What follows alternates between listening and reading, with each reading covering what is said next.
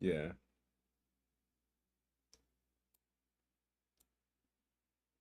It's just I can't really watch it anymore. It's Well, I haven't watched it since that, since that really oh, happened.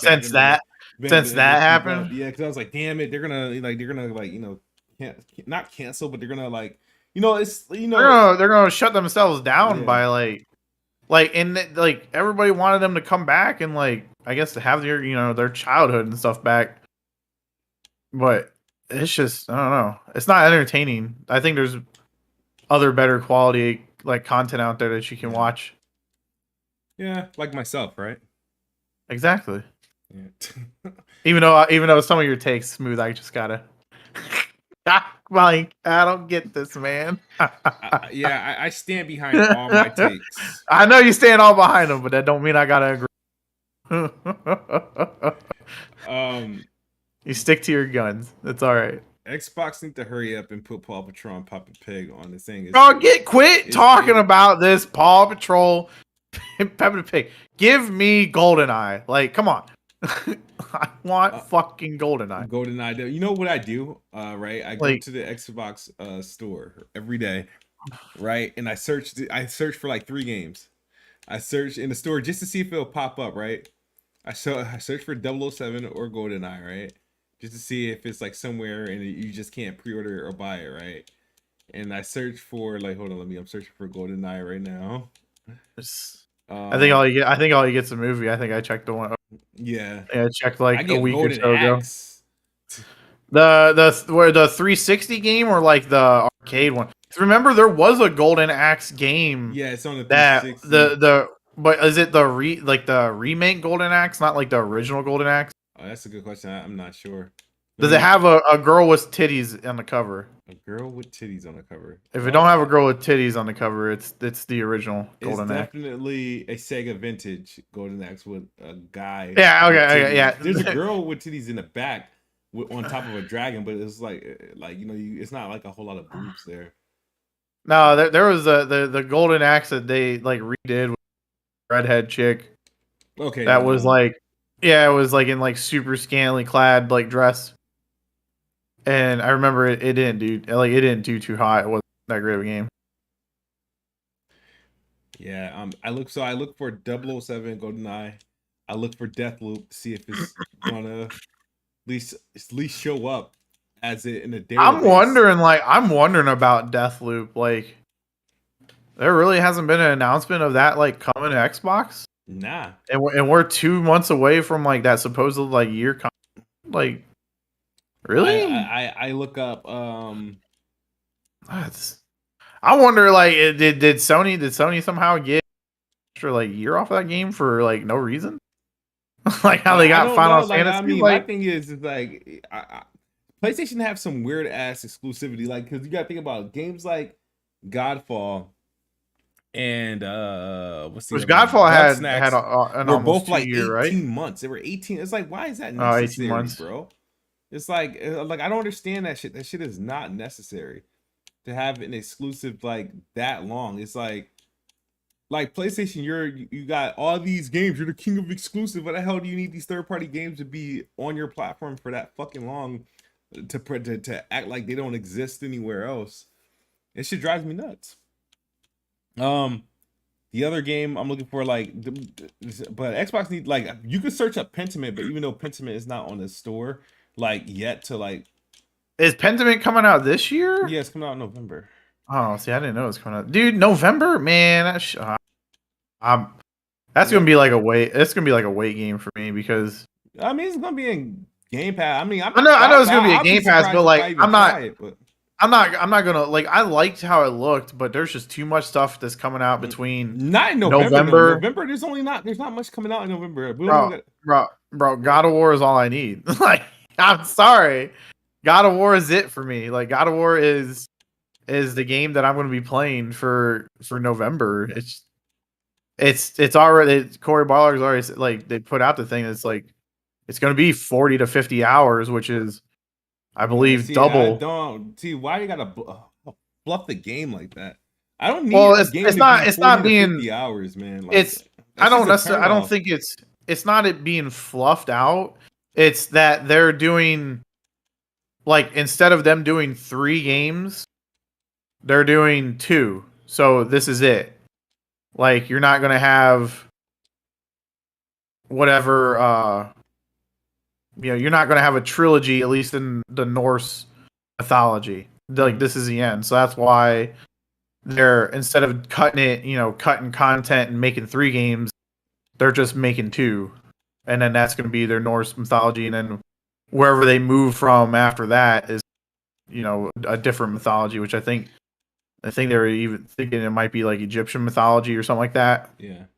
All right. Bright Memory Infinite is in the store. You can search it, but it's not like pre-orderable yet. Yeah, and I'm interested about that because if we bought the original, yeah, I'm trying to see what kind of a discount I'm gonna get. Well, like if we bought like the original, what's this one's? Is this one supposed to have? It's like something different with it. Like, is it? Yes, it's a full game, right? It's Yeah, but like the full game is like. So what is it? Is it the half hour that we played and then more, or is it? That's what I was. That's what I was curious. I don't know. I haven't because I didn't play any Port of Infinite. I don't even think they're even connected, dude. I don't think any of them... I thought they were because wasn't the what we got? It was supposed to be the first like the prologue of. Yeah, that's true. The next one, like, then isn't that what that dude said? Was it's a prologue and then, like, basically it was a demo, right? We paid $8 for a demo. Yeah. Like, not gonna lie, that's what it was. Everybody who was getting an Xbox Series X and S, I was buying them that game. Well, yeah, because it was the only. It was the only Series S and X game. It was like, my gift game. That was everybody that bought. That was exclusive. It was Xbox. It was the only game that was exclusive to Xbox. That's, I mean, and it was $8. It's like, what am I supposed to not buy it? Yeah, I mean, hey. When it's the only exclusive. So shout out to are we heard? Are we heard? Oh, it's just me. Oh damn, it's just me and you. Yeah, we got this. We got this. You know, shout out to the chat. I'm fine. Shout out to the chat. I didn't even know you was live. How long you been live? For about 10 minutes.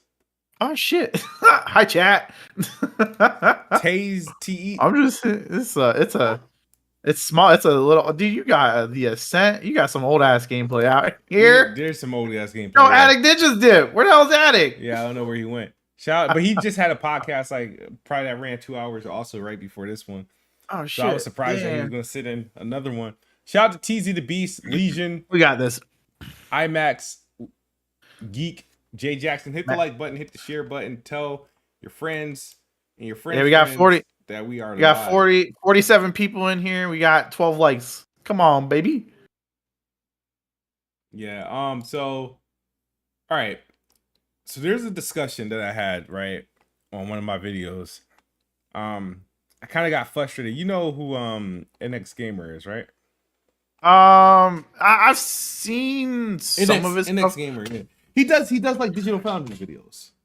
Yeah. Hold I can't remember. Is he the guy from a different like? Yeah, he's definitely from a different country, continent or some shit like that. He's got like the blue like kind of layout and overlay and stuff. I think. No, that's a Spanish dude. Hold on. Okay, so I'm thinking of somebody else. But the name's familiar. I'm pretty sure I've seen some of his stuff. Yeah, I'm just thinking of the wrong person.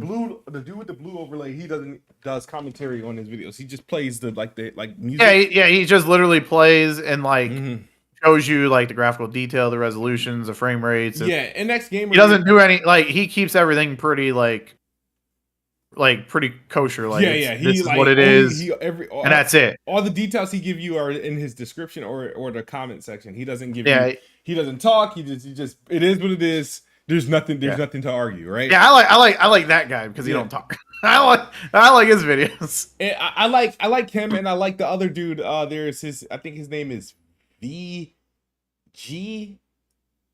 I think VG Tech, or he does the same thing, right?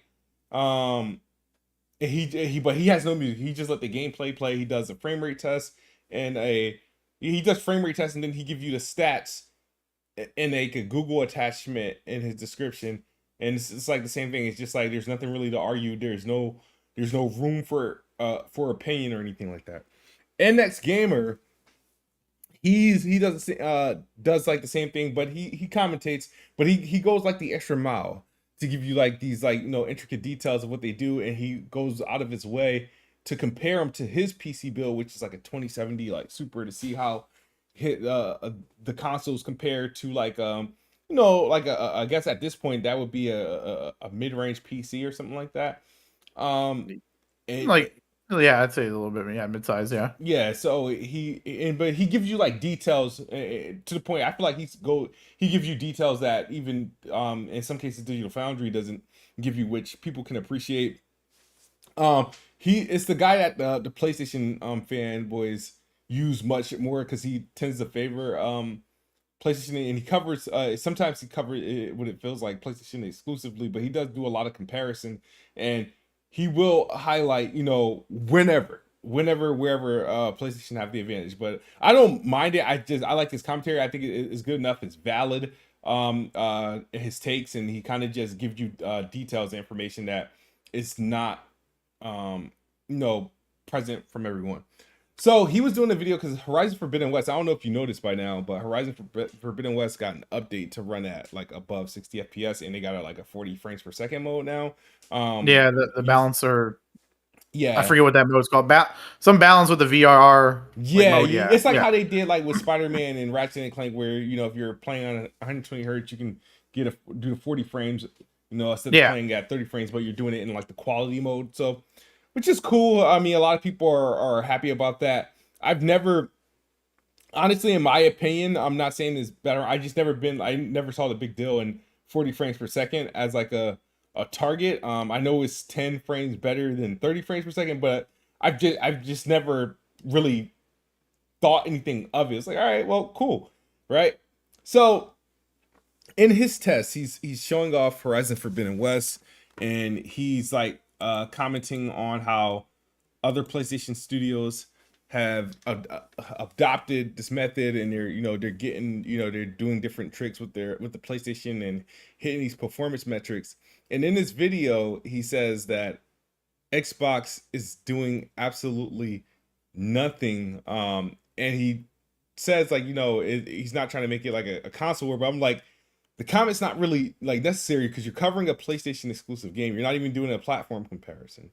But the fact that he said Xbox isn't doing anything like compared to what PlayStation is doing, and I do give PlayStation its props for targeting ray tracing, right? And then targeting like a performance ray tracing mode in their games, right? And then doing like the 40 frames per second. Like I said, I don't really care if like I'm not asking for 40 frames per second if my options are 60 and 120, right? I was just trying to say, Dre, if you want to hop in, man, get in here.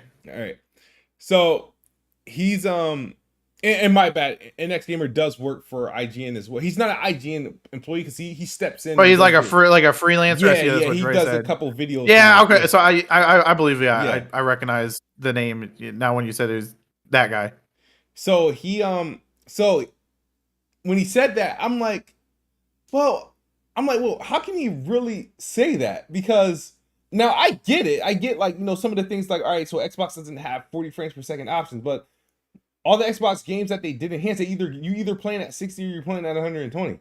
So it's like if my options are 60 and 120, I don't think I need 40 frames per second as an option. I mean, like, you know what I mean? I get it if your options are 30 and you wanted something above 30 and you want to get that quality settings. I like, for example, I might settle for the quality mode at 40 frames per second over, let's say, a reduced resolution at 60. I might, depending on what game it is, right? But I'm like, and then I had to look back, right? And I'm like, okay, for him to say Xbox is doing nothing, well, let's really see if they really do nothing. And I've made this spreadsheet of every game that Xbox and PlayStation really have treated, right?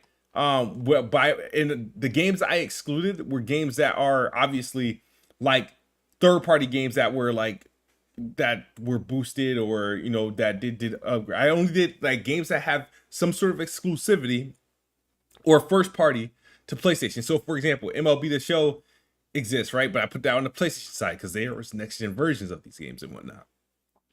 Outer Worlds, there's a next gen version of a next gen update and stuff for the Outer Worlds and We Happy Few and stuff, but those are Xbox first party titles, so I'm giving Xbox the credit for that, right? So Yeah. When I came up to the count, and I'm like, bro, no matter how you spin it, Xbox have done more to update games for next gen than PlayStation has, and I'm not even including games that are upgraded on the Xbox that aren't upgraded on PlayStation that are third party. I was like, I'm not even going to include those.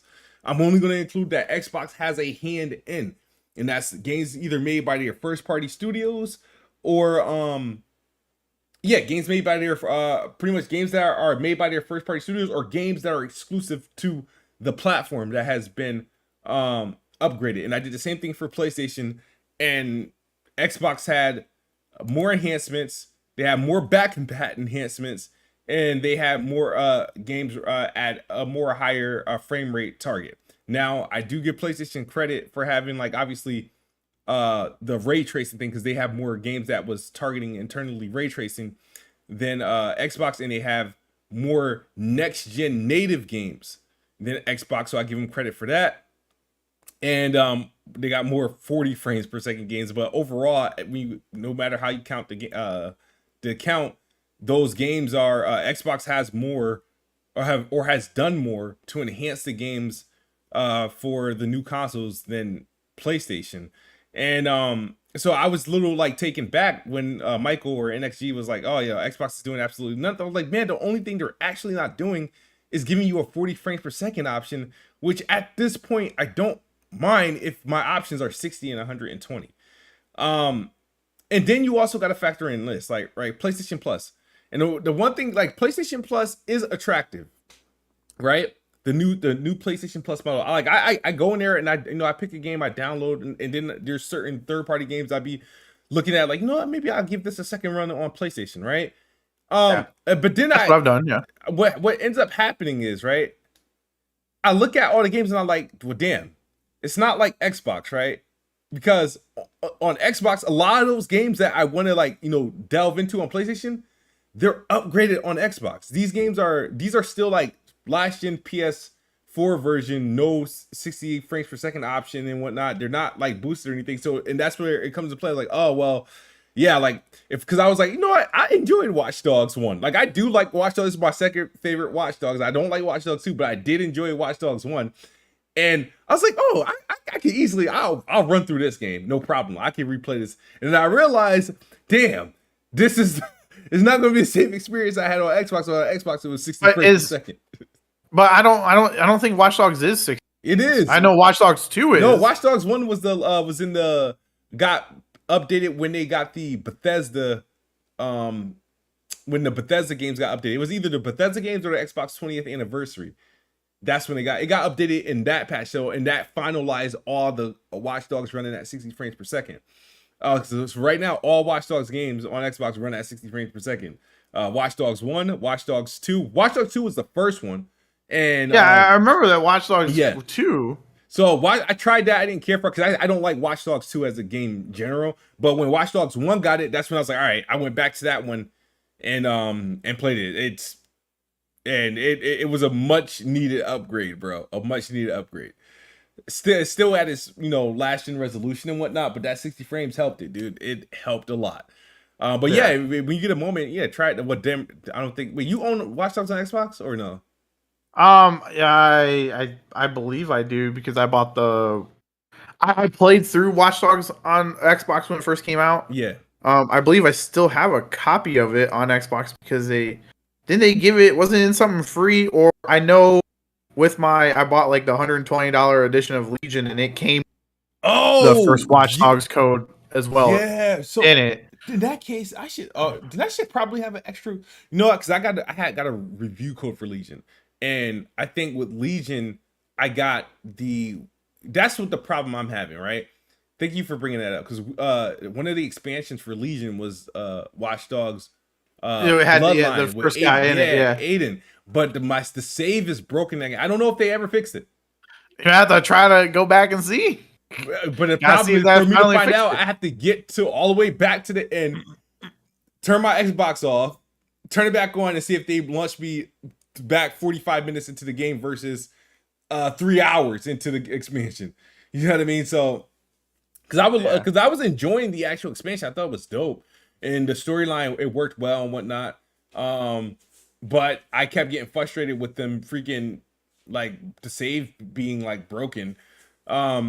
But yeah, no, Watch Dogs is FPS boosted, and that's one of the reasons I made that video, was to show off there's a ton of freaking games, right, that got either FPS boost or where if it was an FPS boost, the dev went and applied the next gen update that nobody really knows. Like, a lot of people don't know, like the Outer Worlds, We Happy Few, what's the other game, and like they don't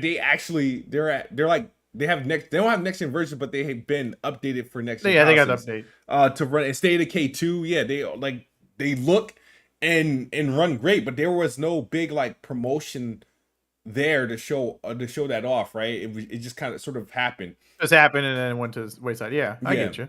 So, and there's a lot of games I try to tell people, it's like, hey, play this. This one has an update. This has an update and whatnot. And but I've made a spreadsheet for all the games so far that's like FPS boosted, and then I made a spreadsheet for the games that are updated that weren't technically FPS boosted, but the dev like went back and made it Gen 9 aware. I forgot how that's what they call it or something like that. Okay.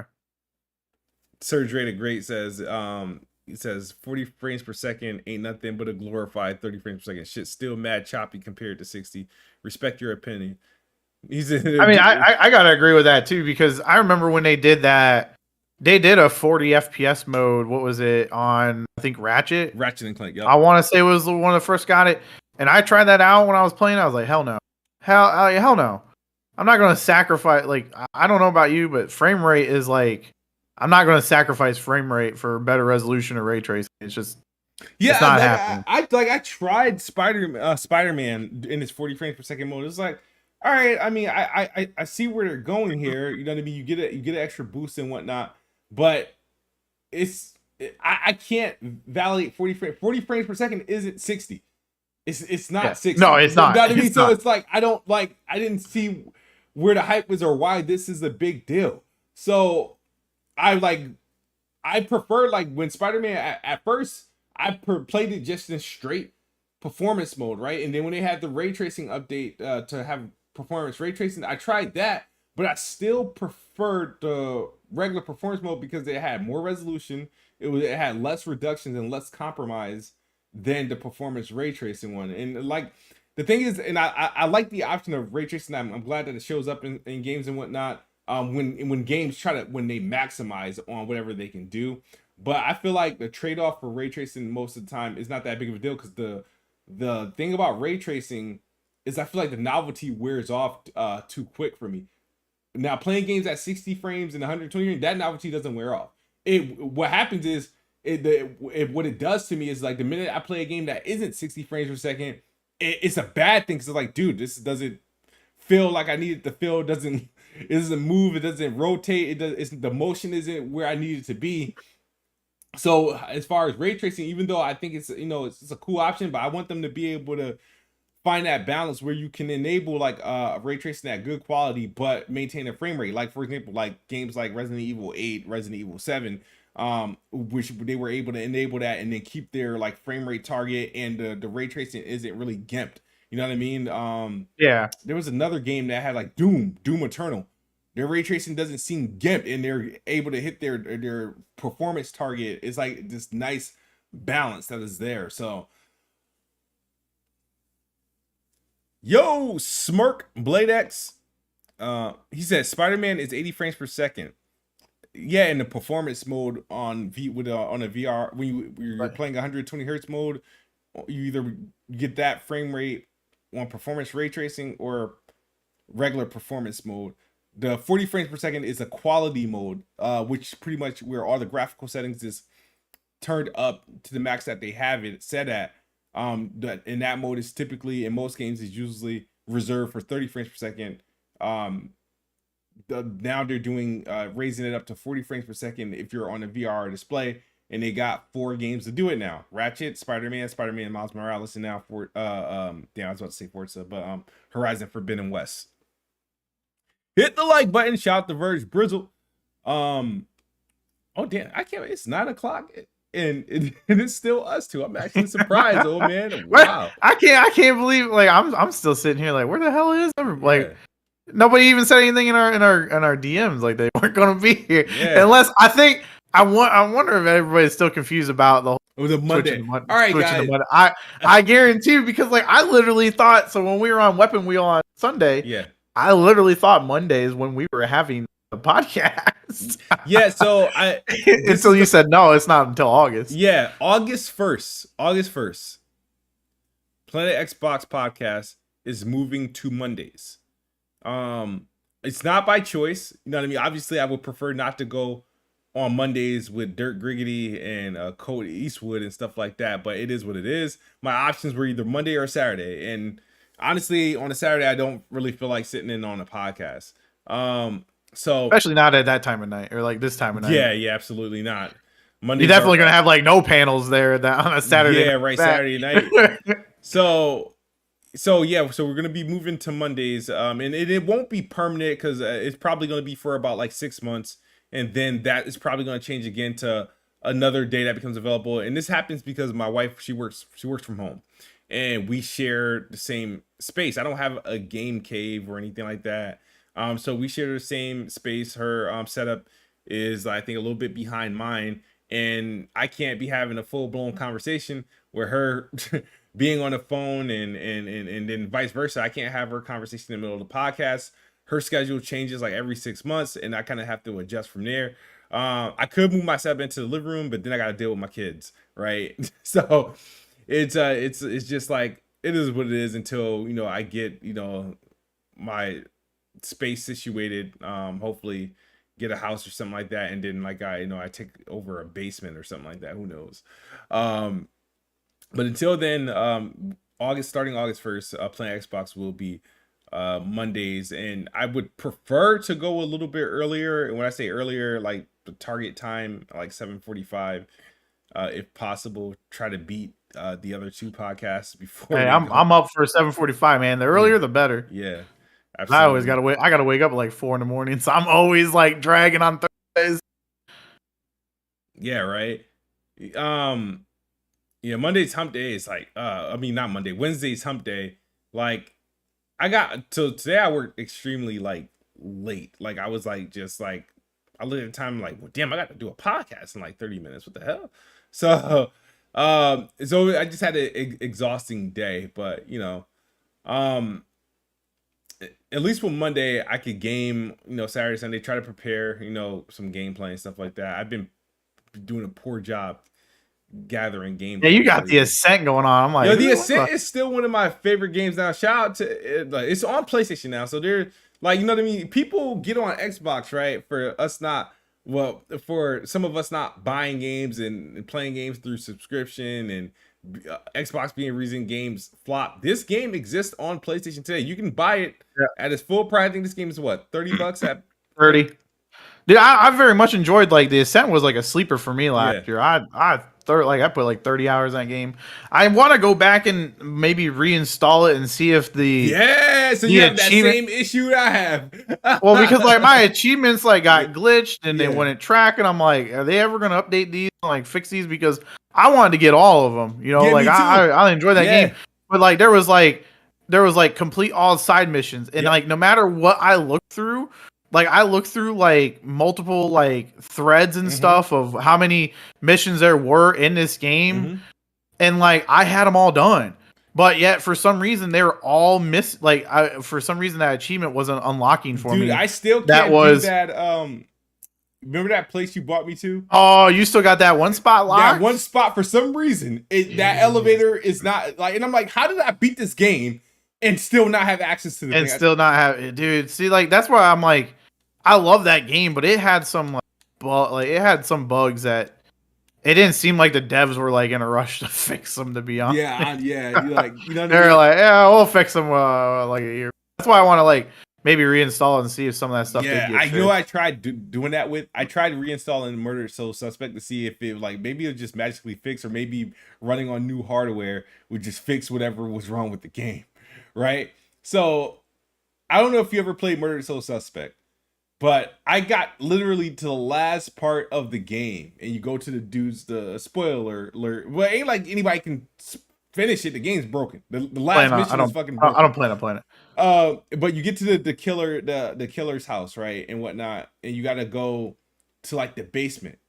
When you go to the basement, right, the game, the polygons and everything is gone. There's like it's an infinite fall. It's like they never finished that part of the game. So you go to the basement, the ground just goes away, and your character just infinitely falls until the game decides to kill you. And I'm like, there's no way around it. Like I've recorded it, I've tried to do, but the devs, they're no longer here. The studio shut down. The team no longer existed. It was published by Square Enix. It was a decent game. It was I haven't played a game like that with that concept. You play as like a detective, right? A detective. You died, right? You're Yeah. trying to solve. You're trying to solve your murder? Yeah, you're trying to solve your own murder, right? Yeah. And it was a cool concept. You got like these cool different powers and whatnot, and I thought I would be scared of it and whatnot because of you know I don't like dealing with like any sense of like horror in video games and whatnot. Man, if you want some horror, dude, I got a game. Bro, you've been playing some wicked shit, but I'm gonna give you an opportunity to talk about those.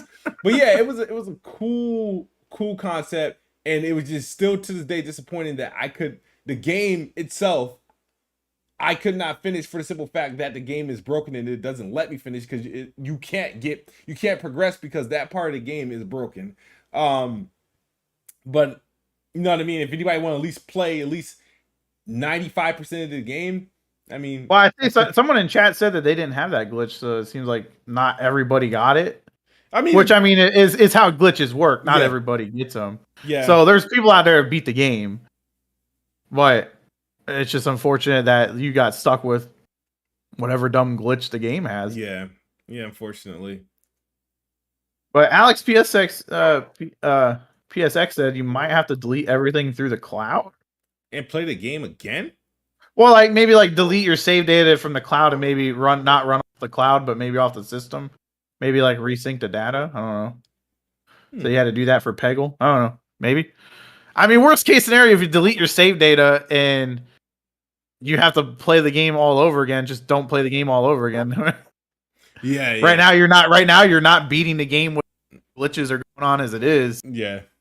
You're kind of at a standstill with the game anyways. I was invested in it because I was like hours into the game. Like I believe they gave that. I'm pretty sure I have access to that game. Didn't they give that game away? Wasn't it one of the games with gold? Games? I'm sure it was a games with gold. At least one. It had to have. Like I could have sworn like I remember like that one being one of them. So like, but like it was just like I don't know. I playing it. I was like I don't know. It didn't seem like it might be my shtick, but I don't know. The gameplay and the reception that I reading wasn't the best received. Yeah. No, it wasn't. I think it was like a 60 something on Metacritic.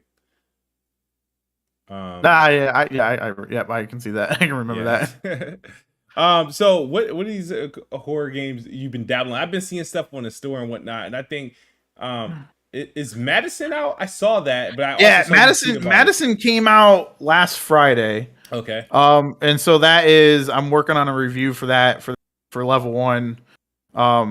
So I'm playing through that right now, and that game, like I want to save it because I played it last weekend and was playing through it. I didn't finish it, but I want to finish it this weekend because I want to like sit down. It's not a game that I can really like play right after work. Like I want to get like invested in it and sit down and play it at night because like that is like a horror game all on its own. Like I'm loving Madison. It is actually a fucking like I haven't been terrified in a game like in a long time. And Madison is just fucking creepy. It's got this vibe. It's got this like feeling of like isolation and claustrophobia, and like the sound because there's not there's no like soundtrack, right? There's no crazy music or explosions or stuff going off. You're in like this like eerie, like it's like you're a I want to say a kid. It didn't really say his age, but you're playing as like this younger adult that lives in his house that's combined with his grandparents' house, and that's like your play area is his house, and everything's like messed up, and it's almost like some like hoarder part areas of the house, and there's this like statue that literally follows you like randomly throughout the house. Like you'd be like doing like a puzzle or whatever, right? And then you turn around, there's this fucking statue right there. It doesn't do anything to you. It just appears out of nowhere. It hasn't done anything to me yet. And it's got like all you have is like a camera. And I like the puzzle aspect to the game. So like you have a camera and you gotta like take pictures of certain things, and that activates certain stuff too. So like it's not like a spoiler or anything, but there was this one item you had to like unlock, but then you had to like take a picture of it, and it like got turned into like basically like it cracked whatever it was, with the camera. And then you can go through and take like there's certain items that if you take photos of, they're like the clues and stuff that you need for puzzles, and those stay with you because like I like that aspect of it because I could take like photos with the camera and then refer back to them like later, and when I'm like trying to do the puzzles, so like you go. It is an absolute terrifying game. I would highly recommend Madison. There was this creepy ass sewer part that I just recently really like got out of. That was honestly I can't. I haven't had like an actual like jump scare game in a while, and but this is like it hit it, man. It's intense because like, and it's unsettling because you're just by your own. And mind you, the game opens, not that it's not a spoiler, but the game opens that you're like locked in this room with your dad trying to like he's banging on the door, yelling at you because he'll kill you. So that's like the opening of the game. Wow. And like that was unsettling, and like so like you're the main character is like he's talking about how he's just like what are you doing, dad? Why are you trying to like do this? And I'm like, what the it is psychologically like a messed up game for sure, and I absolutely love it. Like I'm about that stuff, man. That stuff is hard, and it's awesome to play through. Another one that I did play through was it was called Phobia, Saint Dina Hotel. Yeah. That one I liked it, but I gotta say I would recommend Madison way more at this point. I did a review as well for Phobia over there at level 1 as well. And I liked Phobia. Phobia wasn't a bad game. It functioned well. It had a lot of puzzles and stuff. But like, dude, you could put it side by side, and in my wife, you could put it side by side to Resident Evil. And she asked me if this was like a new Resident Evil or like the DLC to Resident Evil 8. Like, no fucking joke. That's how similar they look side by side. And so while that was a good thing for that game to have like that look and feel, one of the things that I said was like it like took that game's like identity, like so like it didn't have like its own identity stick out other than the fact that it was a Resident Evil-esque clone. Now, mind you, I did like the puzzles that they had in Phobia were a lot more advanced than what say like the modern day Resident Evils have recently. So like it had like a mix of school Resident Evil 1, 2, 3 like puzzles. But it had like the combat obviously. And then but the other thing is like the enemy, which mind you, I know Resident Evil 7 didn't have like the crazy amount of enemy variants, or nor did Resident Evil 8.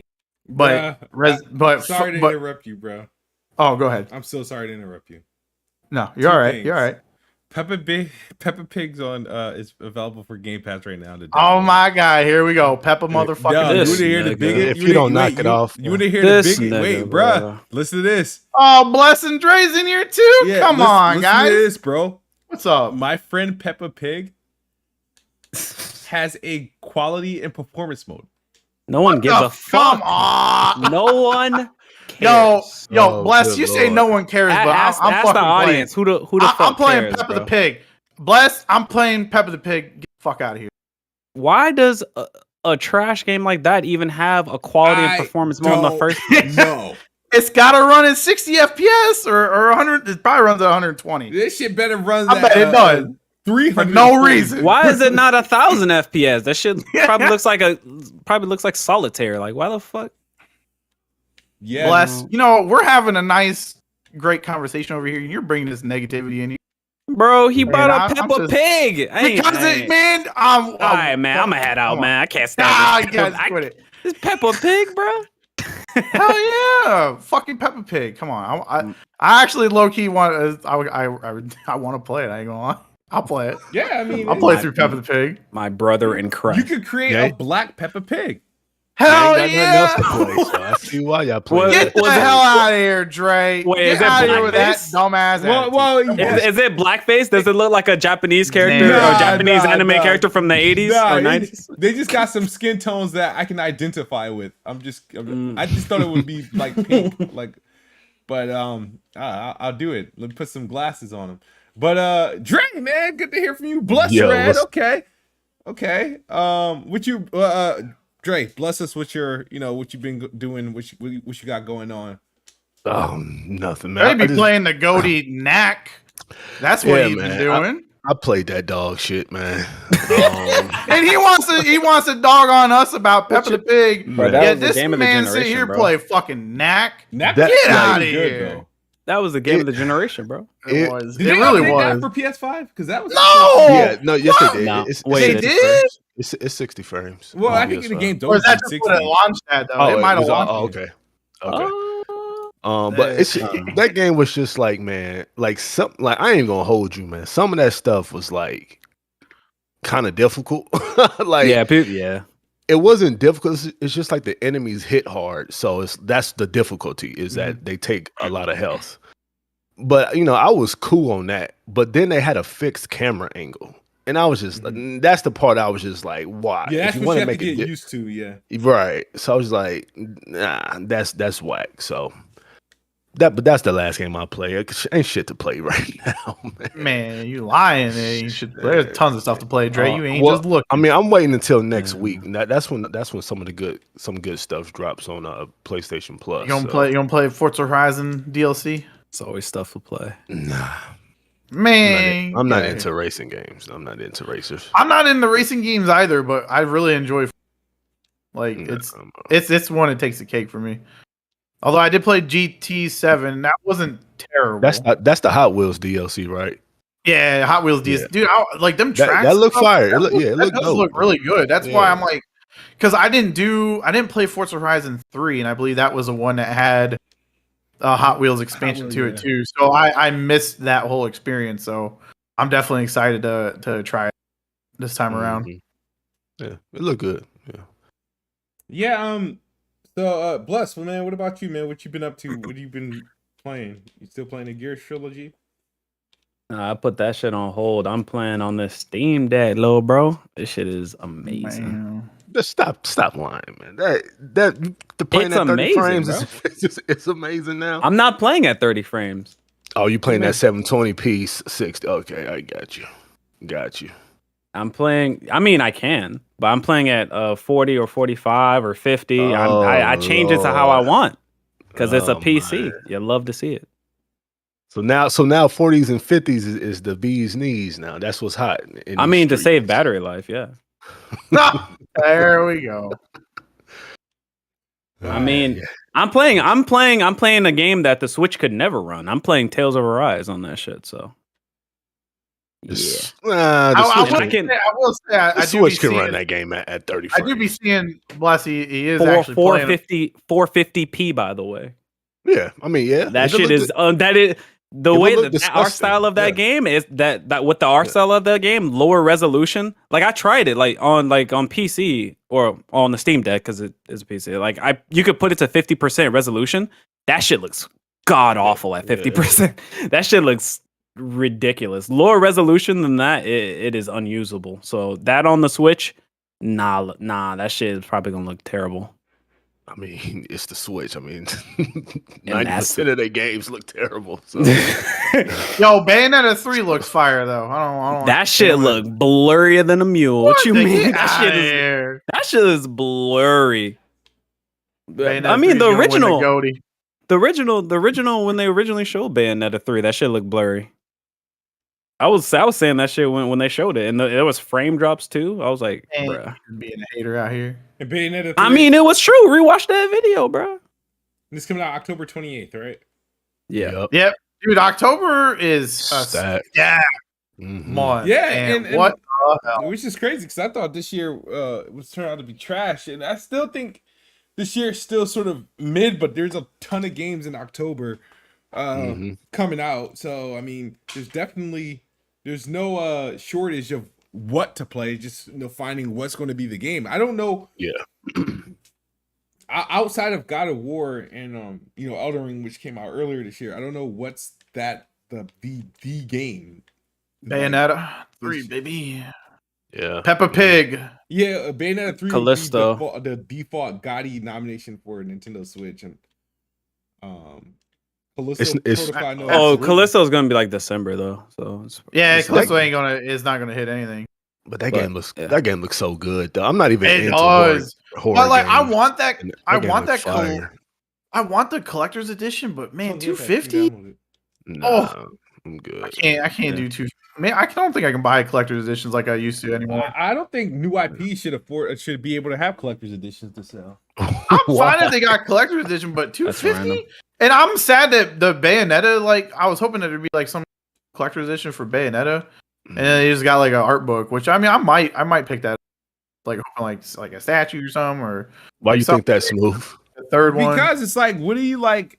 Your new what is there? What collects? I'm sorry. What collectible can you get from a new IP? Like what do you mean? If you're he's saying collectible memorabilia that is important. Okay. I mean, that makes sense I guess. But I mean, if they make a cool book or whatever the fuck, then it's a cool thing to look at. I don't know. The cool statue or something, I mean, it's a lot of statue collectors out there, so it may not be worth shit if you're trying to resell it, but I mean, if it looks cool, I guess. But I just get really shocked when I see that they'll be like, this is our new game and here's this edition that costs $250. Like, but for what? You didn't earn that. Like, well, I get it. Oh yeah, well, I personally have never cared for collector's edition, but apparently, I don't know, something got announced for a collector's edition, and it's another collector's edition that's skipping the PC release.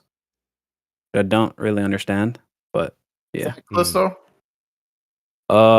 Maybe. Yeah, I don't know. I think that might be what you're talking about.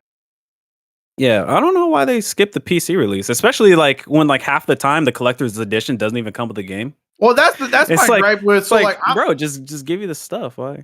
That's the other thing. I'm pumped for God of War Ragnarok, and I thought about maybe getting one of those collector's editions because that's a proven game that I enjoy. But the collector's edition it comes with a steelbook case, no disc. Digital code. Why are you giving me? Yeah, it's like why? It's empty. What? Collector's editions are jokes, bro. Thanks for the fucking steelbook with no disc. There's nothing inside. You have a cool book I remember with nothing in it. I remember when Halo 5 Guardians came, and they tried to do that shit too with their Legendary Edition, and everybody gave Xbox the biggest fucking flack for that, to where they went back and put disc in for every version of that collector's edition. The sad part about it, that shit is fucking normal now. It's normal. Collector's edition with no games. I don't understand. You have to still pay more money. The Regalia did the whatever editions for Horizon Forbidden West that came with the statues and the collector's one. They had the digital deluxe version, but they had a steelbook case. It's like what you buy a collector's physical stuff to get a code. Yeah, to get a fucking what the fuck is that's dumb. Collector's I get editions I get like jokes. PC right because I don't get it. like PC like really the disc doesn't matter. Yeah, Anyway, that makes sense. That makes sense. But it's like for like consoles, like they have disc drives in them, bro. They got fucking disc drives. Like I mean, I guess they see it as they see it as they don't want to. That's too much. That's too much money to print it on the disc. That's too much money. That's all. They're gonna charge you this. But yeah, they're gonna be like, yeah, this is it's only a low price of $3.99. Exactly. I could buy a PlayStation 5 digital for that fucking price. What do you mean? It's only $3.99. Get the fuck out of here. Damn, that's majority more than the Xbox of Series people S. are. Oh, shit. Dude, I'm pretty sure the Regalia edition was at least I think it was 300 for one of the Horizon Forbidden West collector's edition was 300, and I'm like, what the fuck, dude? Yeah. Like, come on. Collector's editions digital's like taking over, man. And then it was you don't even get the disc. You know, like what the come on. I think it's like 80% buys digital. Yeah, like so I don't understand why those editions exist digitally, because it's like, all right, what can you actually give me in a digital collector's edition, or like you know how like because there's usually like 3 editions of games, like they give you like what are you giving me? Like I see no value in those games, like outside of giving me access to the game a couple days early, which even then is still sort of a ripoff, because at this point you could have just released the game earlier than you intended. So $260 for Regalia.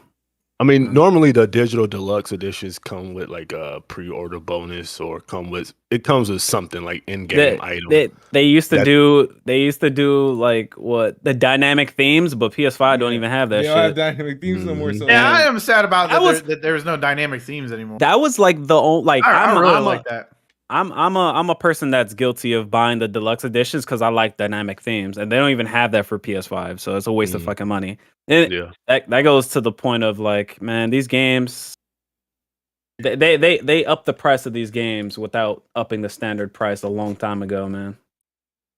All these fucking different versions and DLCs and microtransactions and shit out of the game, you know, without actually raising the price. They did, the early access, the whole bundling, like the season pass and things into the game and whatnot. Like you buy a digital deluxe edition of a game, it's like what, $10-20 extra dollars. What do you get? You get like a soundtrack of original music. How much does that cost? Yeah, it's original music. It's not like it's licensed out. It's their original music. So I mean, you're not paying any licensing fees. And you get they made a dynamic theme, or a static theme. All right, how long did that take? I don't know. I mean, it looks cool. And then you get like some like random a skin of an in-game item, or like a random skin. Mm-hmm. But how often do you guys find yourself using those deluxe items? The items found in I never use them. I never use them. I literally. I think it was like a digital deluxe with the Cana Bridge of Spirits. I used that one. What's the damn it, what slipped my mind? What's the space game on PlayStation? Fuck. Returnal. Man Sky? Sorry, Returnal. They had items. I used those.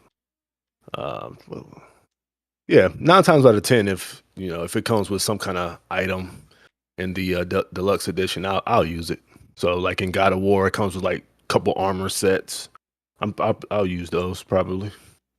I'll say like, if it's a skin, I may use it after the fact. Mm-hmm. If I'm looking through skins that I want to put on, like, oh, I forgot I had this. But like, I can't do I forgot I had this for like a gun that's now weak as shit because I forgot and I played 10 hours of the game. It's like, well, I'm not using it now. And then normally that just be happening to me. Yeah, normally like the item is like, it'll get you through a couple hours. Like it'll be like the strongest, typically it'll be like the strongest. I ain't gonna lie, I did use that in the Far Cry 6 because they gave you some guns that did some work like at that you had like off the rip. So I did use that. Yeah, but I just be forgetting to use that shit though, honestly.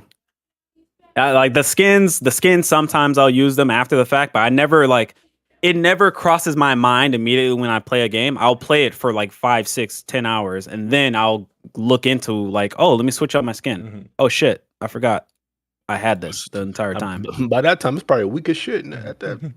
Yeah, exactly. It's like if it's a weapon, it's already weak as shit. It's worthless. So it's like, well. And there was something else that came up. So Dre, you know, I mean, what do you think of these new PlayStation Plus editions for July? I like it. The Avengers.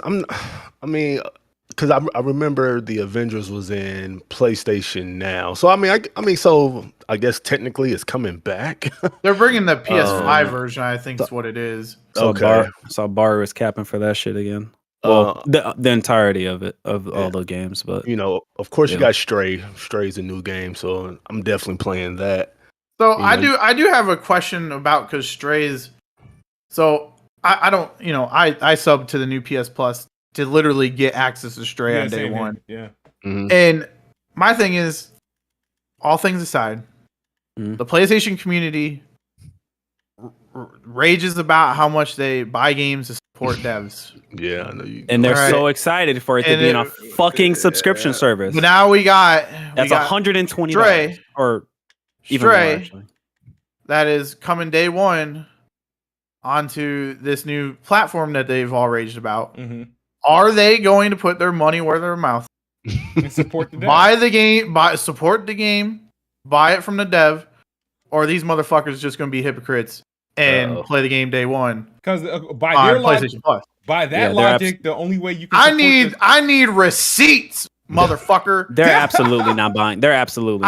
If I don't get receipts from every single person that says that Xbox people don't support games, don't buy games, whatever, I need receipts from every that means Stray motherfucker need to be in the top 10 sales of PlayStation because they give their digital downloads in the PlayStation Store, right?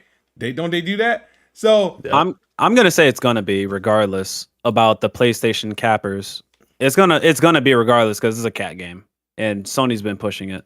But the people that are capping on Twitter, them motherfuckers ain't buying it. They're gonna talk about PS Plus, but they're not gonna show the receipt of them purchasing the game. I need receipts. So by their logic, the only way to support the developer is to play it on PC because you have no choice but to buy it. Right. Yeah, I'm gonna play that shit on the Steam Deck. I don't even know if they announced price yet for that game. It's 30. It's like 27. It's I think if you pre-order it on Steam right now, I think they have like a 10% off right now. Yeah, so it's gonna be $29.99 at launch. Okay. $29.99. No, this is what I'm gonna do. I'm gonna get I'm gonna use my PS Plus subscription. If it's good and intriguing, and I think it's worth a second playthrough, I will buy it on PC. Yeah. There's a trophy to beat the game at a speedrun in 2 hours.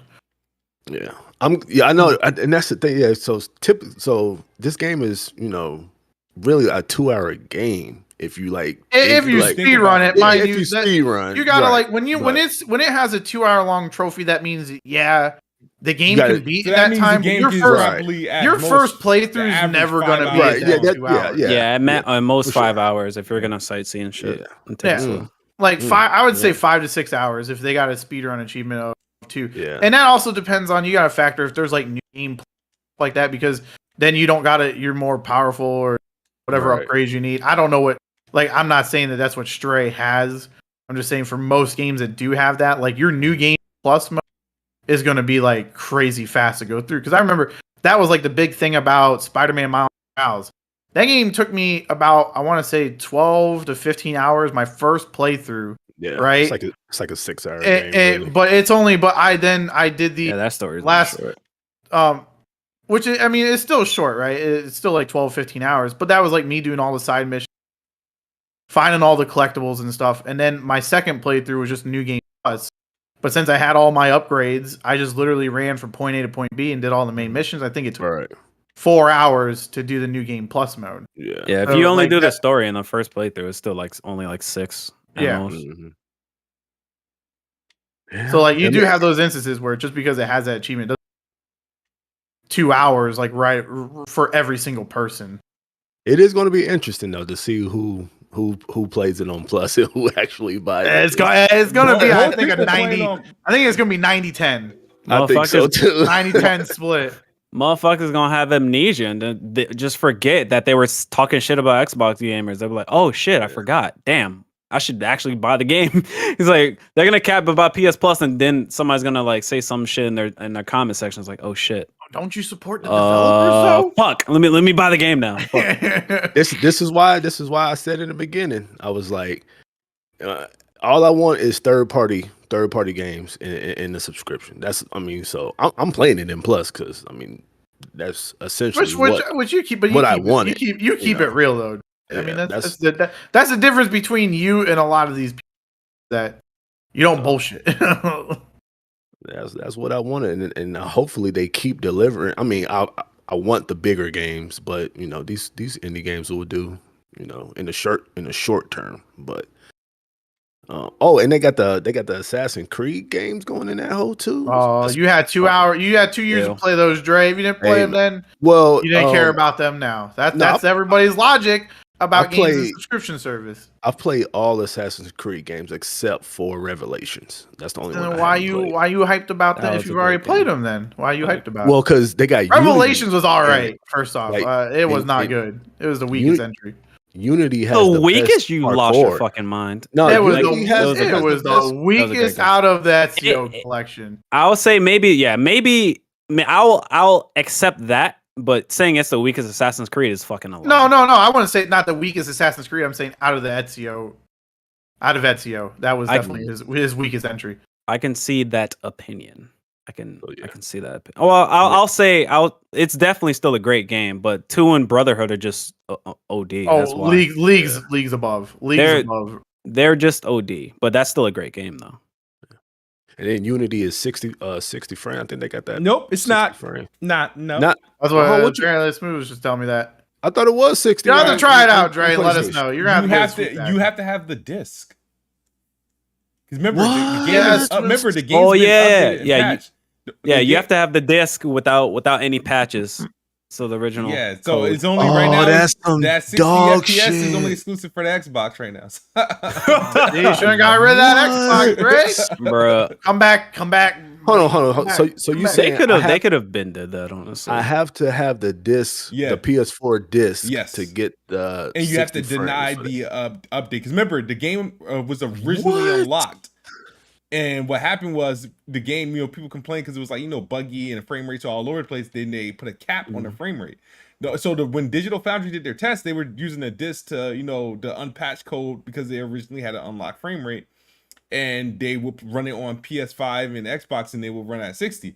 Now, what happened was, if you still have the disc version, that's the reason why I bought the disc version of the game. Like, I bought the disc version of the game and then Xbox FPS boosted and I bought the game back to GameStop. So. What? Yeah. Whoa, man, that sucks. Because I really want to play that. That game runs beautifully on PC, by the way. That frame pacing, that shit is silky smooth. I never beat it though, but that shit is silky smooth. Huh. Well, besides that, I think it's a good layout. Good amount of games coming in July. So I do got a question for Smooth. Yeah. All right. So there ain't no fucking excuse now because they're bringing Final Fantasy VII Integrate to the PlayStation 5 completely free via your PlayStation Plus subscription. Yep. Are you or are you not going to play Final Fantasy VII? It's the Integrate, right? Yeah, it's the PS5 version. It comes with the extra expansion. It's the whole PS5 upgrades, all that good jazz stuff. 30 to 40 hours, I'd say, your first playthrough. And then plus DLC is going to be like another 10, I think. Yeah, and then you've got the Mike, because it's not turn based. Might. No, I need you to play this. Yeah, I want. Well, I wasn't playing it. If I really wanted it, I just wanted it on Xbox. But then why would you want it on Xbox? You ain't gonna play it. The principle. No, he wanted it on Xbox, so he could. But he can play it. He is a capable man that owns a platform that he can play this game on for free via his PlayStation Plus subscription. There ain't no excuse. No, I'm not accepting any excuse now. I don't want to hear nothing about. I don't want to hear anything from about how he hates Square Enix when he ain't gonna play no game from him that's available. I didn't really like 7 remake though. I dropped it. You know what? Yeah, really?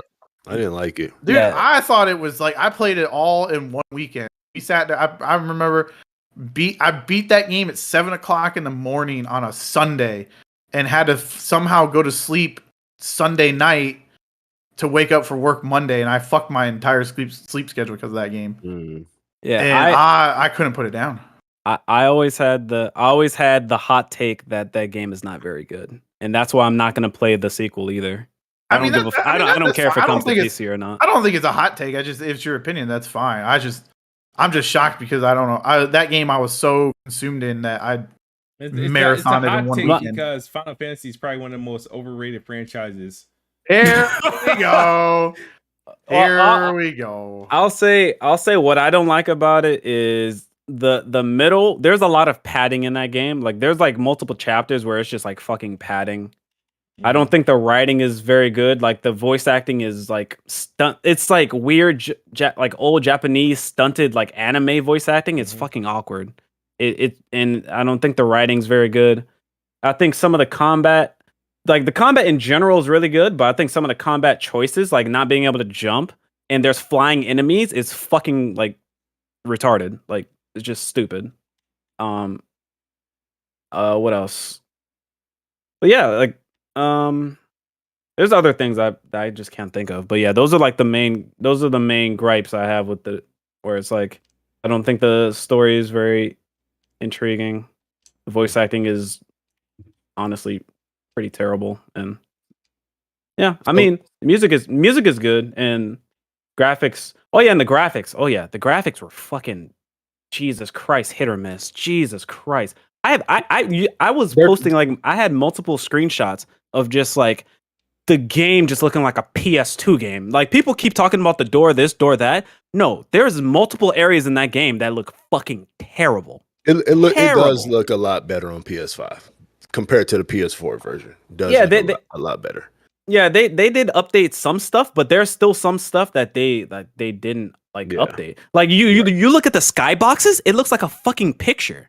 Yeah. It looks like literally a JPEG. Like the skyboxes are not created like you look at Horizon, like that's a dynamic skybox. Obviously, like it's a dynamic weather and shit. The Final Fantasy VII shit is literally just like JPEGs. This shit looks terrible. Like Smooth. what the fuck? Let me ask you a question, Smooth. Yep. Do you think this PlayStation Plus is starting to become a real competitor to Game Pass? Despite it not having, obviously the first party games. Yeah, it's comparable. Like, you know what I mean? I mean, when you compare this month, I think obviously PlayStation has a better month so far because I think Xbox Game Pass was extremely light or just not my type of games. Even though I'm playing some of them like Paw Patrol right now. He's playing Paw Patrol. But like it depends. It's like I think if you're not a primary PlayStation gamer, the entire catalog is extremely promising, right? So it's like I have really no complaints. The only thing is that for me, and then us having these new generation consoles, that I was telling Logan about is that like sometimes I'll look at a game like, you know what, I beat this on Xbox. Let me no double dip and play it on PlayStation, right? And then I'll realize, that same game though is enhanced on Xbox, but it's not on the PlayStation 5. So it's like if I wanted to play, for example, I don't know if Sleeping Dogs is in the service, or if I wanted to play what's the game I was at, Watch Dogs again, right? It's like those games are 60 FPS on Xbox, but those versions are like they're native PS4 versions there, and it's like, well, I have no real intrigue. So for the PlayStation games and whatnot, and the thing is that I didn't buy a lot of games on PlayStation outside of like exclusive games that I was interested in. So I find the service serviceable. It's comparable. I'm not at this point. I'm not ready to say that it's like, I don't think it's better than Game Pass, but then again, I don't think Game Pass is blowing it out of the water. There's a nice amount of games that is in PS Plus that isn't in Game Pass that are attractive and whatnot. So I feel like it's serving a purpose and it's holding its own without it being any first party exclusives there day and date. And what people got to understand is if you're a PlayStation gamer or whatever, right? A lot of these games. So if I was a PlayStation guy, I probably won't be as interested because that means a lot of these games I probably would have either played already or beaten, right? That's how Game Pass was when I first got it. When Game Pass first came out, a lot of games in the service I already kind of ran through these games, so there's no really. I'm not getting any value out of it. That's why it took a couple years before it became like a good value to me. Whereas now PlayStation Plus, since I didn't game a whole lot on PlayStation, it immediately became some sort of value to me, right? So. Gotcha. Right now I do think it's comparable. It's good. I know a lot of people try to go out their way to say it's not Game Pass competitor. It's fucking lies. It's a direct competitor.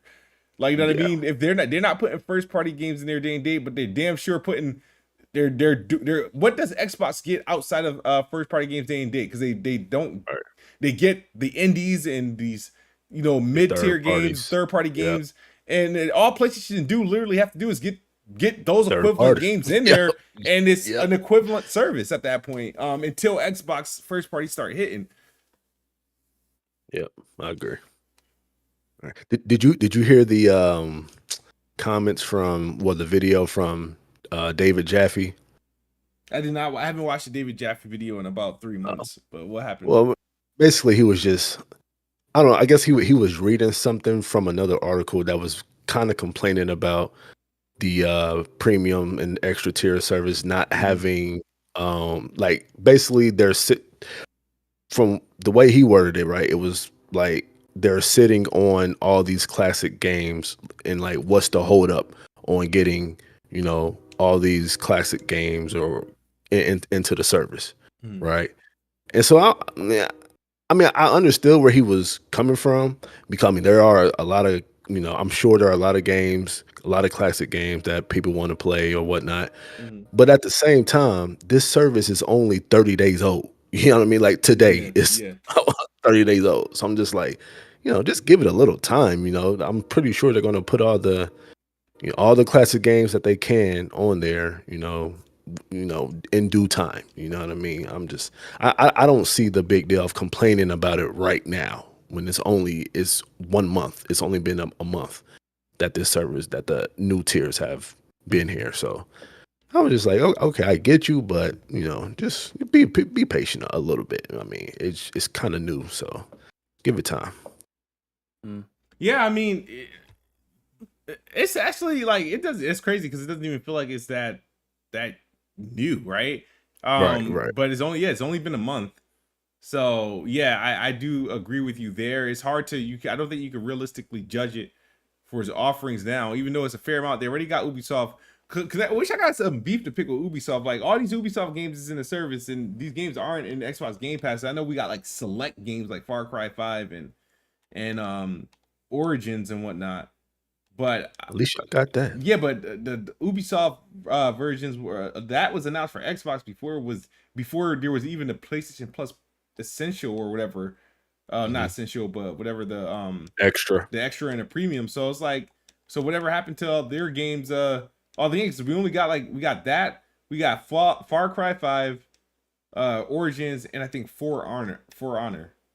And I think PlayStation got Valhalla and all the other Assassin's Creed games. And what you guys got, The Crew? Yeah, the Crew 1 and 2. Yeah, it's both of them. So both the Crew games.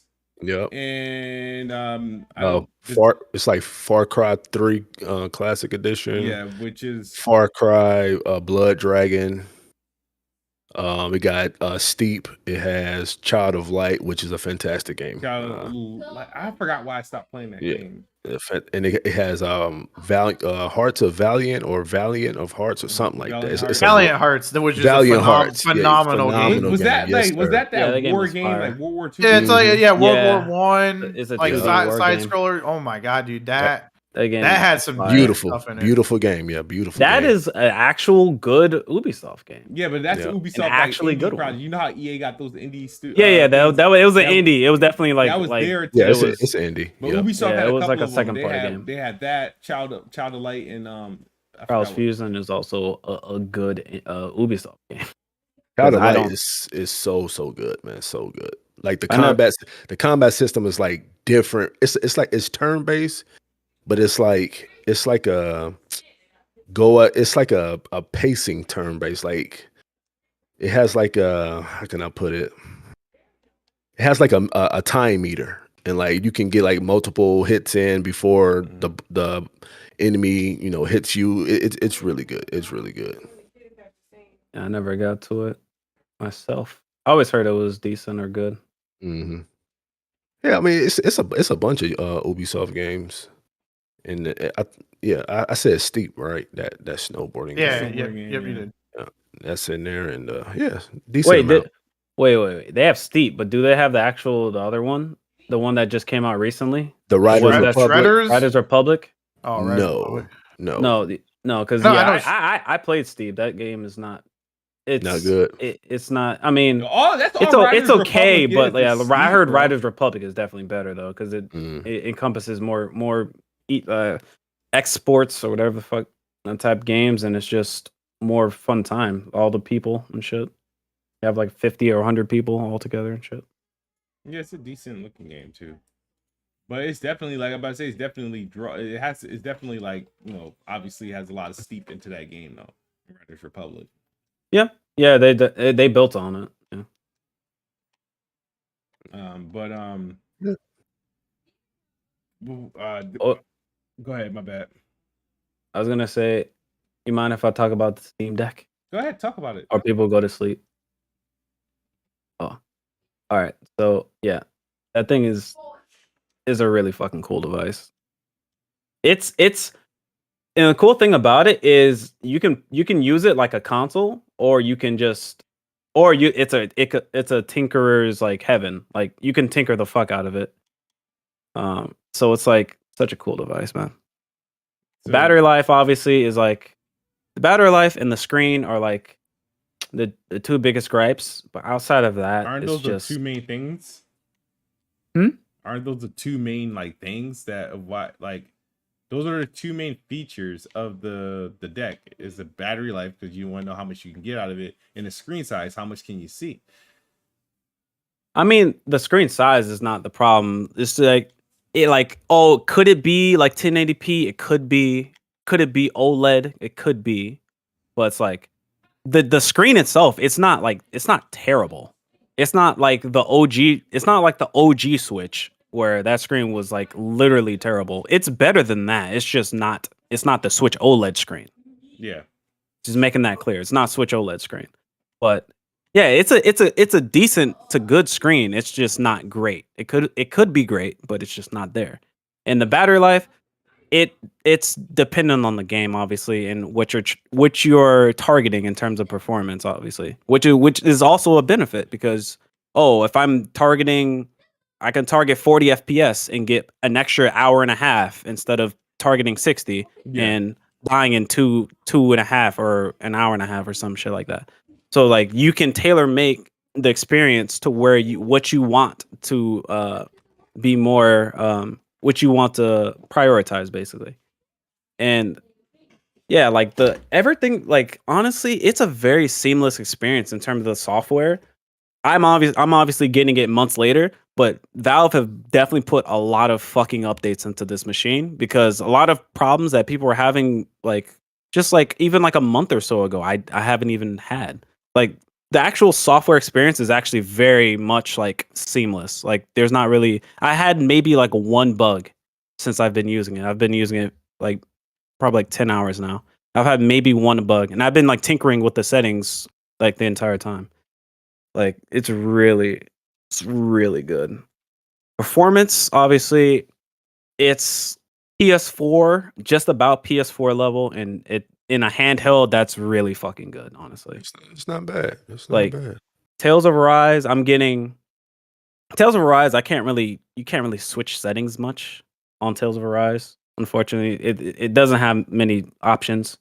But at like 800p or 1280 by 800, a native resolution, and like the settings, basically TAA on, and I guess whatever medium shadows, I'm getting I can get like 50 to 60 for the most part. In some areas, it depends, obviously. In some areas, I can get like a lock 60. And then if I go in the open world area, it'll be more like lower 50s, maybe 40, higher 40 area. But that type of performance in the handheld, and you can just lock it. The great thing about it is in the software, you can lock it to whatever refresh rate you want between 40 and 60. So if I want 45 FPS, I can get that locked. Or 50 FPS, I can get that locked. And just that customizability, and it's just really, really nice. And you could just do it at any point in time. What else? That shit's expensive though, man. I could. No. That's why I don't have one. I'm not about to pay no 600 for a handheld like that, man. No, I mean, hold on. Now the starting price is $400, and that's another. And that's another. Hold on. Before, that's another thing. They've already done. Reviewers have already done tests between using an SD card in the fastest SSD, or that's in the actual deck, and loading times and performance is almost the same, which is fucking weird and doesn't make any sense. But it's literally almost the same in terms of load times. I don't know. I don't know how they did it. I have no fucking clue. But yeah, so you can literally get the $400 variant and just put a SD card in, and you're gonna be under the cost of the 600 one, and you'll have more storage. Literally. So what's the gimmick? Is it because it's handheld? That's the beauty of it. Oh, look at the clowns, and look at the clowns in the comment section. For $400, PS4 level performance. I'm buying the Switch a PS5 is not even PS3 digital level performance. You know what I mean? So I don't what's the thing that's I gotta have this. So think of it. It is literally a PC. And it's not even running Windows, it's running Linux. That's an open source platform. You can put anything you want on it. Once my SD card comes in, I'm gonna download a bunch of emulators and different software packs and stuff, and I'll be able to run there's you can download things to have better compatibility with more games, because obviously the Steam verified list is 2,000 games, but the amount of games on Steam is 30,000. But you can download mods and have better compatibility and be able to play more games. And I'm gonna basically download a bunch of emulators and be able to play whatever the fuck I want. I'll be able to play any Switch game on my Steam Deck. I'll have one device to play most of my library. I want to play the Mario Strikers game, or Mario Strikers Charged on my Steam Deck. I can. I want to play fucking, I don't know, Burnout Paradise or Burnout 3 Takedown on my Steam Deck. I'm gonna do that. I have the pure flexibility of a PC. Like people say, it's portable. I have the pure flexibility of a PC. It's portable wherever I want to go. But people, I'll say people people don't understand why the people in the comment section, those are the same people that don't understand why people like PC gaming. The flexibility and the openness of, this is my device, I own it, I can do whatever I want with it. I can put any software that I want on it. That is priceless. You buy a console, you buy a Switch. What can you do with it? Can you change settings on your device? No, you can't change. You can't change the resolution to tell you what you want. You can't change your settings. Yeah, you can't do anything. You can absolutely. You on the Switch, you can change your brightness, but yeah. But you can't there's barely any settings on a Switch, bro. You can't do basically fucking anything. But it's I don't this device is just, and it feels so much better than a Switch. It's very big, but it doesn't have the white girl back that the Switch does. Like, it feels comfortable to hold because it has grips. It feels like an actual controller. It feels like a device made for a human male, a grown adult male. It doesn't feel like a child's toy. That bitch, it's a big bitch, man. It's big, but it feels good it literally feels good to hold. Like, the Switch never felt good to hold. It feels like a child's toy. There's no grip on the back. True. That's not It true. does. The Switch is fine to hold. The Switch is not comfortable to hold. There's no grip. It's just where your hands are. There's no grip. There's no extra like girth to hold on to like a controller. I mean, I will say it's literally a flat back. It's not comfortable. The Switch Lite is, a little bit too small for my hands, but the regular Switch, the Switch OLED, I think I did pretty cool with it when I had mine. So I don't know. Like, I've put hours in the Switch Portable, and it was never like super comfortable to hold after like, say, like 30 minutes or so, because it literally like the Switch Deck feels like a controller. You pick up a DualSense, there's the handle, like, you have handlebars, you have something to hold on to that's girthy, and it feels good to hold in the hand. Pause. I don't really give a fuck. But yeah, like, the Switch doesn't have that. And also the Switch, obviously, the D-pad is fucking terrible. Obviously, you can get like a better Joy-Con, but that faux D-pad, that shit's terrible. The buttons on the Steam Deck, everything feels robust. It feels fucking great to press. Like, and also the speakers are better than the Switch. Like, it's a just overall better device, and it has basically the power of a PS4, and it's portable. It's literally like, and it's a PC. Like, I can put whatever the fuck I want on it. It's literally like the best. I don't know. It's like the best fucking handheld, honestly. Like, you said it's the power of the PS4. It's literally, essentially, it's almost the power of the PS4. It's like 80-90% there. Whereas the Switch is literally like, it's still battling out with the PS3, which is fucking terrible.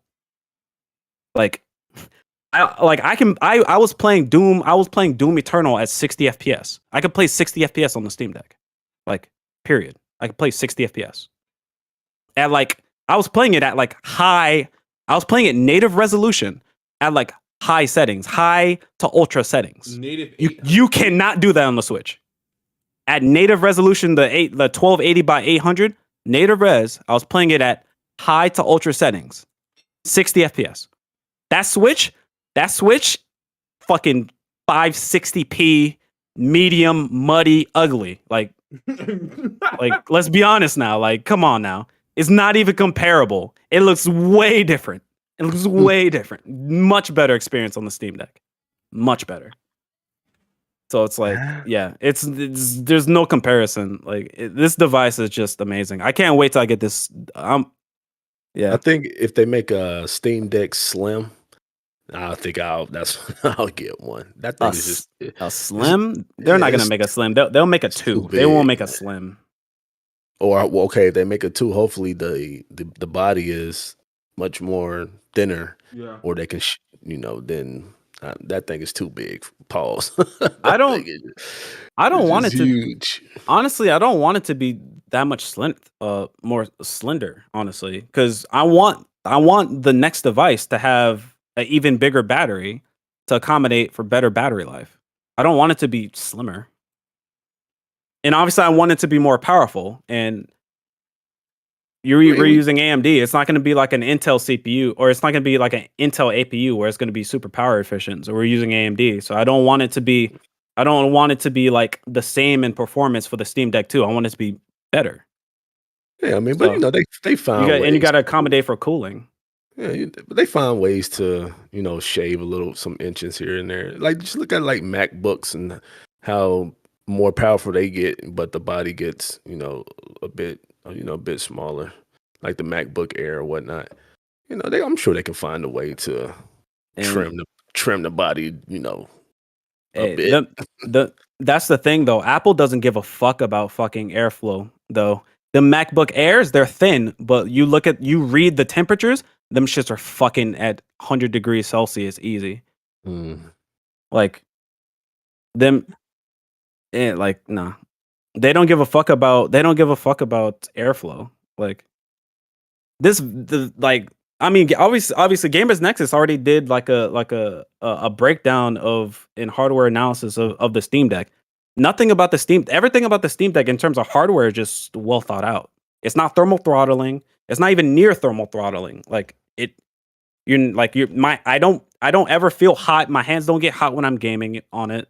The fan was a problem before, but they did software update, and I don't even notice the fan. Like I don't. Like this device is just like the Switch's fan is loud. I'll notice the Switch fan. This device is just fucking great. Like literally outside of the battery not being comparable to the newer Switch, which has the updated battery. Because I know the first original Switch, it didn't have as good as a battery as the revised Switch, because they did a revision. I think it was like 2018 or 2019. They did a revision. I think Jay he wanted to give his opinion on the Steam Deck. I see it in here. Like I know he's like pretty sure I have him as a friend on Discord.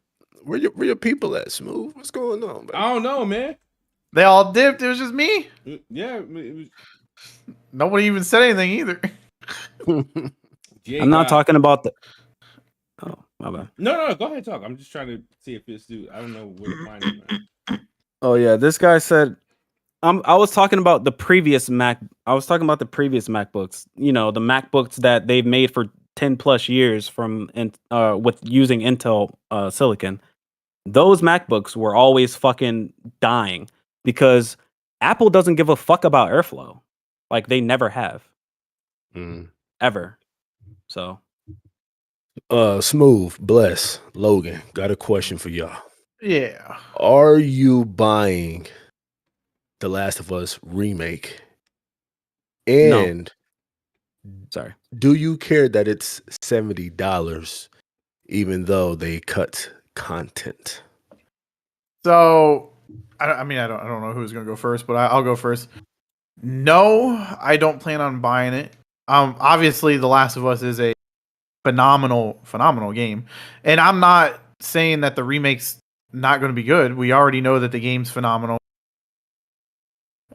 We know that they're going to be updating graphics to obviously PS5 and upgraded gameplay to be more alongside of Last of Us 2.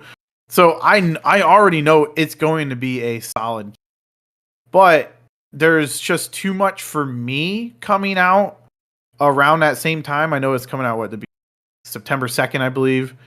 That there's way too much coming out like right around the corner that makes me say, hey, I have to spend $70 on this game right away. Mind you, I don't have issues buying games for $70. I've had issues with the way that Sony has done their upgrading stuff for certain games.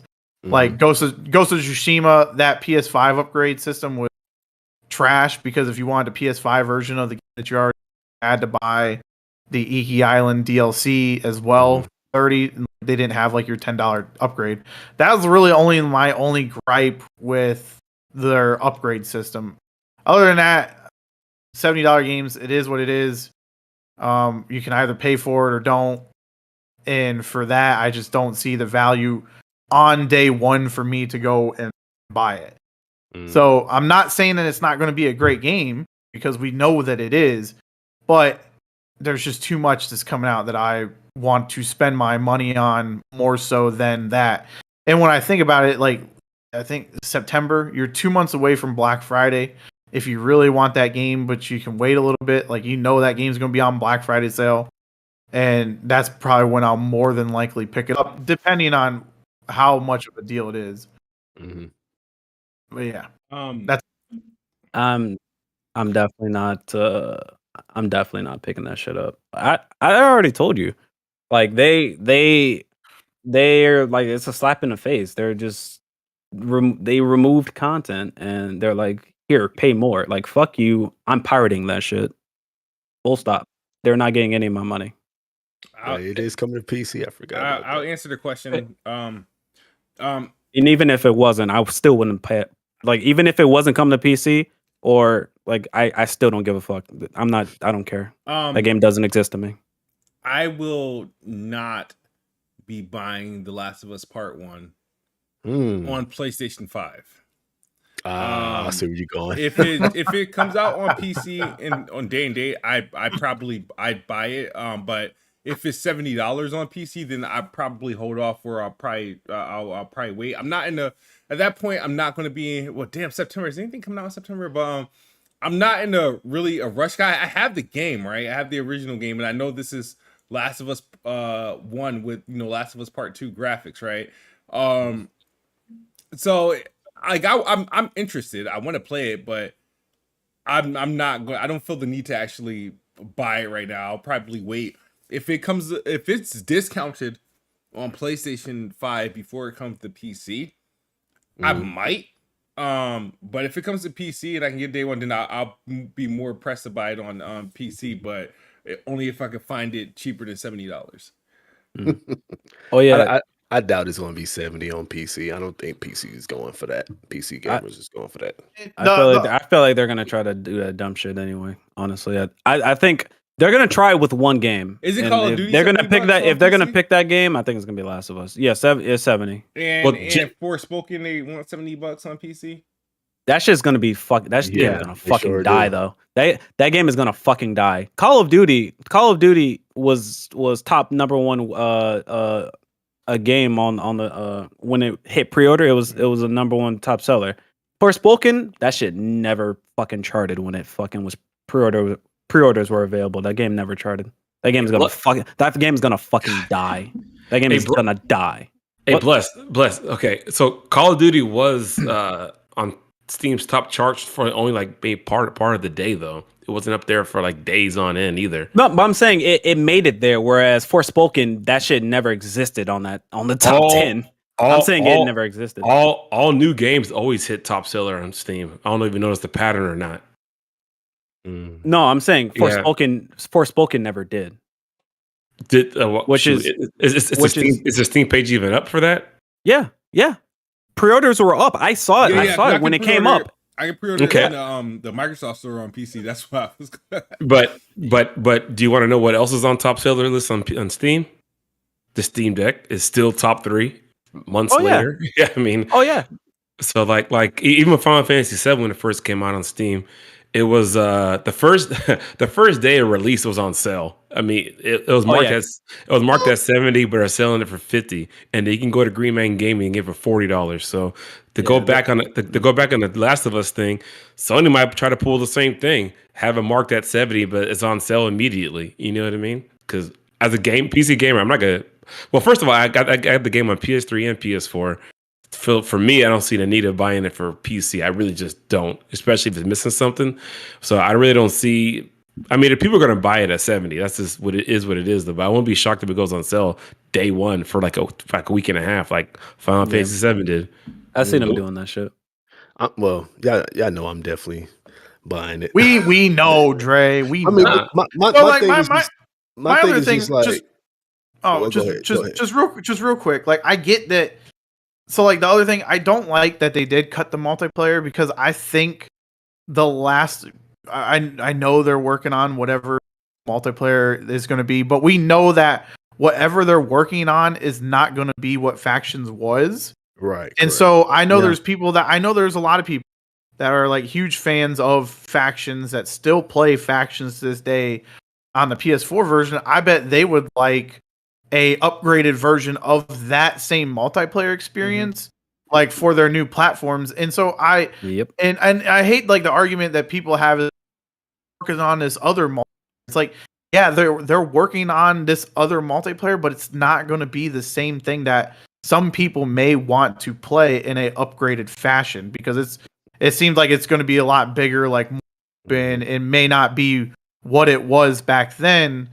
And so I did find that's weird that they didn't include that. And I don't like the people's excuses were, well, because they have this other thing that's coming out, but we don't know when. We're only going to hear about it next year. We're only going to hear about it. We don't know if it is actually coming out next year. It was supposed to be something that was a part of The Last of Us 2 when it launched. And that was 2 years ago.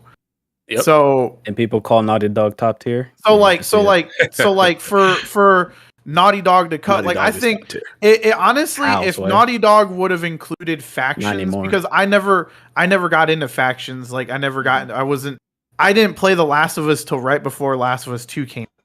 So that's why I'm also like on the fence of jumping into The Last of Us Remake. But I think if The Last of Us Remake had the multiplayer as well attached to it, I think I would change my buy to not buy and pass on it until it goes on sale to a day one buy, just to experience that faction in like its prime, because everybody will be jumping in, there'll be a whole bunch of new people and stuff like that, versus like trying to play the PS4 right now, which is full of veterans. Right, You know, right. like the people playing factions right now have been playing it for years. Well, not And- The OGs. well, not only that though, but like it's a better selling point for the PC crowd to have the multiplayer in it. Everybody on PC knows that the original game had multiplayer. Why they cut it out makes absolutely no sense. Like you spend that much time redoing like the story part of the game. Why don't you just spend the extra time to do the multiplayer? Like it doesn't make any sense. The maps are, I wouldn't be shocked if the maps are already in the game. And then what's going to happen is someone's going to data mine it and figure out how to add it in later. Because like they did that with like, Skyrim, for example, didn't even have multiplayer and they added it in there. I don't know if you guys are aware of that. Like the PC version, they added a multiplayer to that game. So it's not far fetched for somebody else to do it. It might take a while. They got to like reverse engineer it, but it can be done. You know what I mean? And the fact that Naughty Dog didn't do it and they want to charge more for some, I guess, quote, graphical upgrade, this doesn't make any sense. At least to me, it doesn't. Yeah, I feel y'all who are not buying it because they cut content. I definitely feel y'all on that. For me though, like it's a couple things for me. It's two things for me, right? I actually think that they've added like new story elements into the game, like maybe cut content from the original that they couldn't fit on the disc. They've already said that it's a 1-for-1 remake of the original. Yeah, like it's not. You're not going to get any story bits. Who said that? I have to find it. I'll send it to you when I find it. Okay, but it is because there was a rumors that it was going to be a whole bunch of changes to the story, right? When the stuff first came out about it, there was like a studio that was pitching like a full-blown remake of it that did have a bunch of changes to it. But then that studio passed off the project to Naughty Dog, and then Naughty Dog said, we're not going to do that. We're going to do The Last of Us 1 remake from story, beginning, middle, and end is all going to be the same, but upgraded for the PS5 natively on it with like the PlayStation 5, power graphics and The Last of Us 2 gameplay. Does this game even come with the DLC?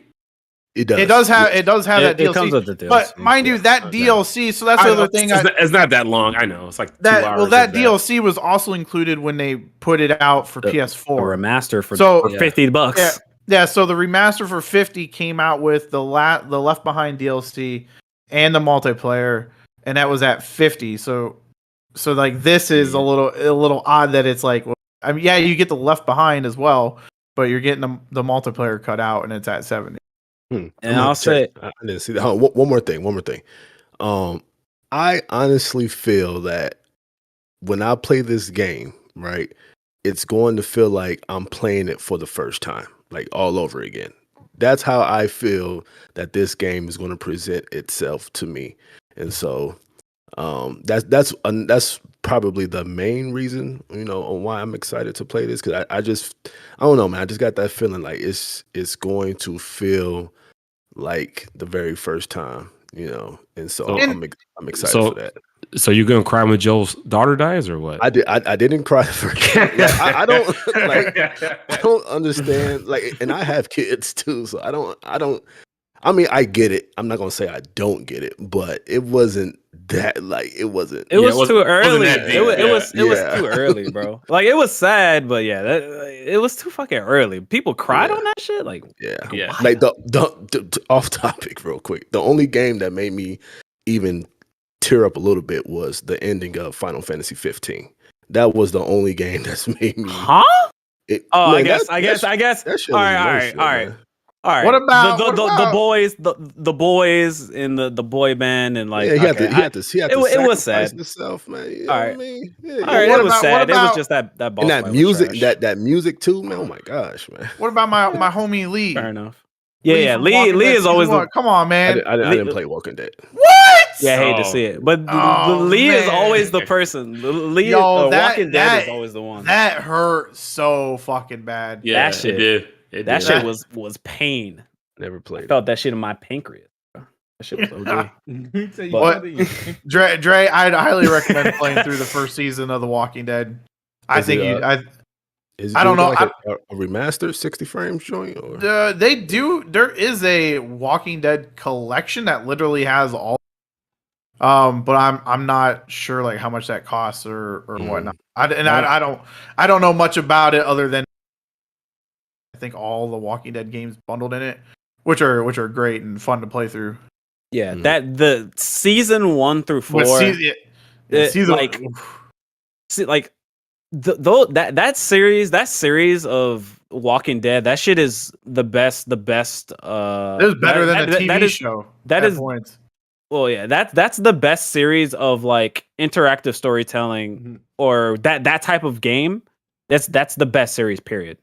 Like I mean, the first season is OD. The second season is still OD. The third season was like it was good, but it was like It had its moments. It strayed a little it way. had its moments. And then the fourth season, I played that like last year. Fucking OD. That ending. Oh my god. I gotta go through That and entire actually game. play the fourth season because Play. I That haven't shit, started it yet. Yeah, didn't Because they that stop was like working on a game midway or something well, like that? they didn't. No, it was Telltale got shut down. Mhm. Like they closed after the first episode of season 4, and then they somehow got resurrected and started like they finished it like shortly after they got shut down. I don't know. It was confusing, man. That was like so many times with Yeah, the I would say Clem best pro tag. one that made me I would this is I don't know if you call it a cop out, but Life is Strange season 1.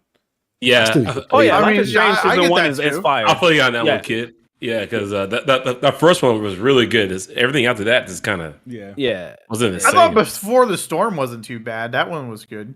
Yeah, it seemed. I guess it had the same touch as the first one did. Yeah, I agree with that. I've only played the new one, and I really like the new one. You need to go play the first season, bro. You mean the one with That's the first season. You mean the one with the two brothers? No, he's talking about season True 2, I ain't like Colors. that True He's talking about True Colors. Colors. Okay. I need to finish that. I probably beat Didn't that they shit remaster on the season Steam Deck. 1? They remastered season They 1. did. Yep. Yeah, they I did. I need to get that. Yeah, but I think it still has the same like animations for the engine, which is really? kind of like Yeah, they didn't really. kind of clunky. Yeah, it wasn't really much of an upgrade or an update, honestly. Yeah. I don't think it's worth buying that shit if you actually care. I don't think it's worth buying it. But, Yeah. Yeah. I'll just say Telltale undefeated. I'll just say that. Them motherfuckers, the Wolf Among Us, OD, Walking Dead, the Batman series, OD, all of that shit. Did you do the Marvel Guardians of the Galaxy? Do you remember the Rocket episode? No, I heard that shit was OD too. I didn't play it, the though. I heard Rocket it was good. episode fucking kills you. Oh, the Rocket episode in that I'd recommend that one, Dre. If you like, did you like Marvel Guardians of the Galaxy, like the actual like that came out last year? Like Crystal Dynamics. Yeah. It was my game of the year last year. Yeah, you might. I mean, it's obviously it's going to be more like story interactive. Eidos, yes. Or So yeah. it's not going to be like super action, but like if you like that same style, like vibe and like comedic like hits and stuff, but like some serious tones, like I'd recommend the Telltale version of Galaxy. It's going to be different, obviously. Right, it's like a point and click. Like, Yeah, that's not not point and click, but yeah, but it's. I'm just saying, like the characters aren't going to be the same because they were done before. But the Rocket episode, that shit will pull. Oh yeah. It was a good one. Shit. Oh yeah. Because like the backstory to Rocket is not a fun story if you didn't know. Yeah. Oh yeah. They talked about that shit in the Guardians game. The The Eidos one. Yeah, but in the Marvel Guardians of the Galaxy, you get a whole entire episode. So it's a straight 2 hours of dealing with Rocket's pain, basically. Damn. I need to play that. But Jay Guy, you said you wanted to chime in on the Steam Deck situation. I know you heard Bless talking about it. Yeah. So Bless, he's the one that owns it. Yeah. Yeah, like what he was saying is pretty much spot on. Well, first of all, it's not really for everybody. I'll just say that straight up. It's not really for everybody. I guess it's just for those that just want to have like PC on the go, I guess, because it's like you said, it's portable. But I know, I know one of the guys said that he would like to have a thinner one. Was that you, Logan? I said you like no, that was me. Oh, Dre, yeah, my bad. Dre. Yeah, say like have a thinner version of it. But the thing is that the Steam Deck already is kind of thin already. I mean, you're not touching the part that's it's. I would say it's not. Really I'll say the thickness is like. I have an iPhone with a regular phone case on it. I'll say it's about that thick, like the main screen area minus the handles. So like any thinner than that, I mean that thing's gonna end up breaking. You know what I mean? Like you need room for cooling. You need like some type of fucking heat sink and like a vapor chamber or some shit. You need cooling like some kind. I think y'all bull jobbing, man, because them pictures make that thing look. It's wide. It's very wide, but it's not very thick. Like exactly. You need to hold it. You need to hold it. Like okay, I have mine. Bro, you have to hold it. Like I've had mine since. It feels great to hold. I think like since April, May. I've had it roughly for quite a while now, I guess you would say. So like gaming on it. I mean, I guess when I first got it, it was like more like a surreal moment. Like this shit's like in my hands. You know what I mean? Like I'm playing the games. I'll play on my computer like in my hands. But yeah, the graphics are toned down, but they really don't look that bad to be honest with you. Maybe because of the screen size is probably why I'm not really like up close on it. So I'm playing Final Fantasy VII Remake on it, and I play the game mainly in 30 frames versus 60 because 60 drains the battery. If not, I could plug it in while I'm playing though. But like you can tell it's ramping up. So not ramping up, but like the device itself. My hands aren't near it, but I could tell it's getting hotter. You know what I mean? Because it's trying to do all the extra stuff. You know what I mean? So it's understand. I guess to me, I understand like the tech. Like it's not top tier or anything, but it's for handhelds. It's top tier. Like nothing really beats it. Yeah. Price wise, I'm talking about price and performance. Nothing really beats it. I know there's another one called the AN Neo, but that's like $1,000. So I mean, that one, that one's like. I wouldn't buy it. It goes blow for blow. Like some things are better. Like I think it has more like CPU cores. Yeah, but it's but the GPU is not as good. Like the Steam Deck is still like kind of like still the champ in terms of overall performance, and it's $400. Yeah, you compare a 400 to 1,000, which is a $600 difference. You know what I mean? But like Bless was saying. The load times and all that is really like, I mean, I don't know what's the difference between the SD card and the micro SD card and the internal SSD. They're like, damn near identical, honestly. Which is magic. Yeah. Like you buy the lower costing one, you put a terabyte SSD in it for like $100. You have a terabyte and 64 gigs of storage. Yeah, like I guess let me say this. I'm not trying to sell the product to anybody. I'm just trying to, I guess, say what my experience has been with the Steam Deck itself. Like normally, I'm like I was at a dealership yesterday getting an oil change. So I was there. Well, my oil change takes the dealer takes about an hour and a half to change the oil. Why I don't know, but that's how long they take. So I was playing Final Fantasy VII the entire time. I mean, like, so time kind of flew by for me. So I keep, since I'm doing something, I'm being occupied, I guess. And then, like, later on at night, sometimes I might be in bed, just lay down, and I'll start playing it. You know what I mean? Like, it's just, it's like, I'd rather be in front of my computer or in front of the TV or anything. I could just play right there, no matter where I'm at or what I'm doing. You know what I mean? So it just brings flexibility. It's not like you have to get this though, but it's a pretty neat gadget just to have. You know what I mean? Like if you have money to spare and you want to try it out. I mean, if you know somebody in the real that has one, that's probably the best thing to do is, go try it out that way. Therefore, you can get a feel of it. But for me, I have a pretty large PC library that I need to try to like chop down one game at a time. So like for me, I like playing single player games on it, and I'm having a blast using it. You know what I mean? So what things what Blessed Red was saying, just to circle back, pretty much all true. I experienced the exact same things he's been saying. You know what I mean? So you play with the 40 hertz mode? I say you said Final Fantasy at 30, but you play with the 40, 45. You mess with the refresh rate. I go to 30 because 30 is more locked, but like when I'm doing like some of the boss battles, I'll do it at 60 because it's so smoother. It's smoother. I'm not saying it's like a locked 60. You can tell like maybe it's stuttering a little bit because it's trying. I mean, you look at the devices, like, you know what I mean. The devices in your hand is trying to do what it can do. You know what I'm saying? So I guess you need to be realistic at the same time. But I'm not saying it struggles, but it does it. Like I think I get dips between like. If I do 60 and doing a boss fight, I'll dip to maybe like the 50s and the 60s, but more like higher 50s, I guess you would say, like 55 to 60. And then other games, it does 60, like no problem. I played Bayonetta 60, no problem. I was playing that Metal Gear Revenge 60, no problem. Revengeance?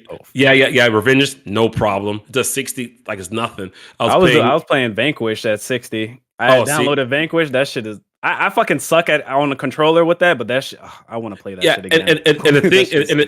And the thing is, like on the Steam page, they'll say that the game, like they don't know if it's compatible or not. But if you own it, you like just try it, and chances are it probably works. In my case, they all been working. I guess from the compatibility list of the games, that will steadily increase because I'm pretty sure Steam's getting data from everybody games that they already have, and they already know like if you have a Steam Deck or not just by the probably from the SKU. So that will help validate other games that do that they're not sure if they work and they do work. You know what I mean? So. Like I said, it's a pretty neat piece of hardware, and so far, I think me personally, I got my money's worth. Yeah, absolutely. I feel like so far I'm fucking loving this thing, and it's like the biggest. Well, I guess the biggest plus. Well, one of the biggest pluses, you're not limited to like a minuscule library. Like the Switch, you're limited to the Switch's library. No matter what, you're limited to the Switch's library. You already know the Switch doesn't get all AAA games. Like it doesn't get even like some of the like the AA games or indies, for example. Like even like something like all of Devolver's games. All of Devolver's games go to PC. So I can literally just play all of Devolver's games, whether that's Katana Zero, whether that's like I can't even think. What's the name? Hotline Miami 1 or 2, whether that's like anything. Like you play whatever all the games that you want because obviously Steam is a much bigger library of games on top of emulation. Like I can download I'm gonna download my PS2 emulator. I'm gonna play Burnout on this shit. I'm gonna play Nintendo Switch games on this shit. I can play PS1 games on this shit. I can play PS3 games on this shit. It's just like I can play like most of whatever I want to play on this. One last thing. Cause I came in for this part actually, but anyways, one last thing I want to say that I know Xbox can do this. I'm not sure if PlayStation can, but the Steam Deck can do it as well. Like you're gonna turn it, in the middle of a game, you can just turn the system off and hit the power button and resume back to where you left off. So sleep mode too. Yeah, So I think the Xbox has that. Correct me if I'm wrong. I know remember Smooth spoke about it before. Yeah, but. Yeah, it has it, right? Yeah, PlayStation has that as well. Power the thing off. I guess it depends on. Are you talking like? Can you do multiple games like that? Because that's what Xbox does. Well, I mean, like the games I've been playing so far, I get to turn it off. Like I hit pause and just turn it off, and come back later, or just turn it off wherever. So what I'm saying is, if you booted up another game, does it stay where you're at, or is it got to restart? No, I can't. I can't. I haven't tried. Yeah. So the Xbox has. Wait. Hold on. You're saying I can have like two games running at once, or pause one game and start another game? Is that what you're saying? Yeah, that's what Xbox has. Is no. I can't have two games or two instances running at once. Yeah. So that's so like the PS5, you can like if I'm in the middle of a game and I just turn off my system, as long as I don't close out that game, it boots up right. Yeah, it's the same thing with this. Yeah, he's basically saying... That's what I was just trying to say is the PlayStation does have that, but it doesn't have quick resume like Xbox. I just wanted to clarify. What Jay got meant to say is it literally has a sleep feature like the Switch, where you press the power button, it goes to sleep, and you press it again, you're back in the game. However long later, you just never. That's what he meant to say. The same thing that the PSP and the Vita had, basically. And also, just to clarify, and I was talking in the chat before I entered the Discord, because some people were saying, "Well, I don't know Linux. I don't know Linux OS." I don't know it either. You don't need to. It's honestly it's feature rich but seamless and very it's very like everything is laid out to you. Everything is laid out to you and easy to consume. Like it's easy to understand everything. Yeah. I don't know Linux. I don't know Linux either. I mean, like, but like when the Steam turn the Steam Deck on, it goes straight to Steam OS. Yeah, but you don't see like anything else. You can exit Steam OS and go to the Linux based version, but the layout, the UI is just like how Windows would be. You know what I mean? So you can do both, or you can just say screw it. I want to install Windows 10 on there. You can do that too. You can do literally anything you want. Like seriously, you can do whatever you want to it. I've seen people on Reddit actually add an additional monitor there so they can play DS games that have the dual monitor screen, the two screens. People have done it. I mean, like they have like 3D printed files you can print to hold the additional second monitor to tell you how to wire it in, or just plug it into the outlet there. So you can do anything. It's literally a PC in your hands. Like I joke around and say, I got PC 2 now. You know what I mean? Yeah, because I call that shit PC 2. Yeah, like it's whatever you can do on the PC, you can do on that, literally. So it's pretty cool. I think between Bless and I, we covered all of the bases, and I just want to kind of get that out. And also, like Bless mentioned about the updates they did for the OS. I remember when I first got it, the fan would just ramp kind of sporadically up and down. And since they had a new update, the fan curve is so smooth, like you don't even know it's even on. You know what I mean? So they do daily or weekly updates. I know they did a whole bunch in the beginning, so maybe they kind of slow down now. But like their updates, they come to make the OS just seem more smooth. They've been doing it. They've been on it. I mean, Valve they've been on that shit with software. Yeah, from what I've heard, they've been fucking going on it.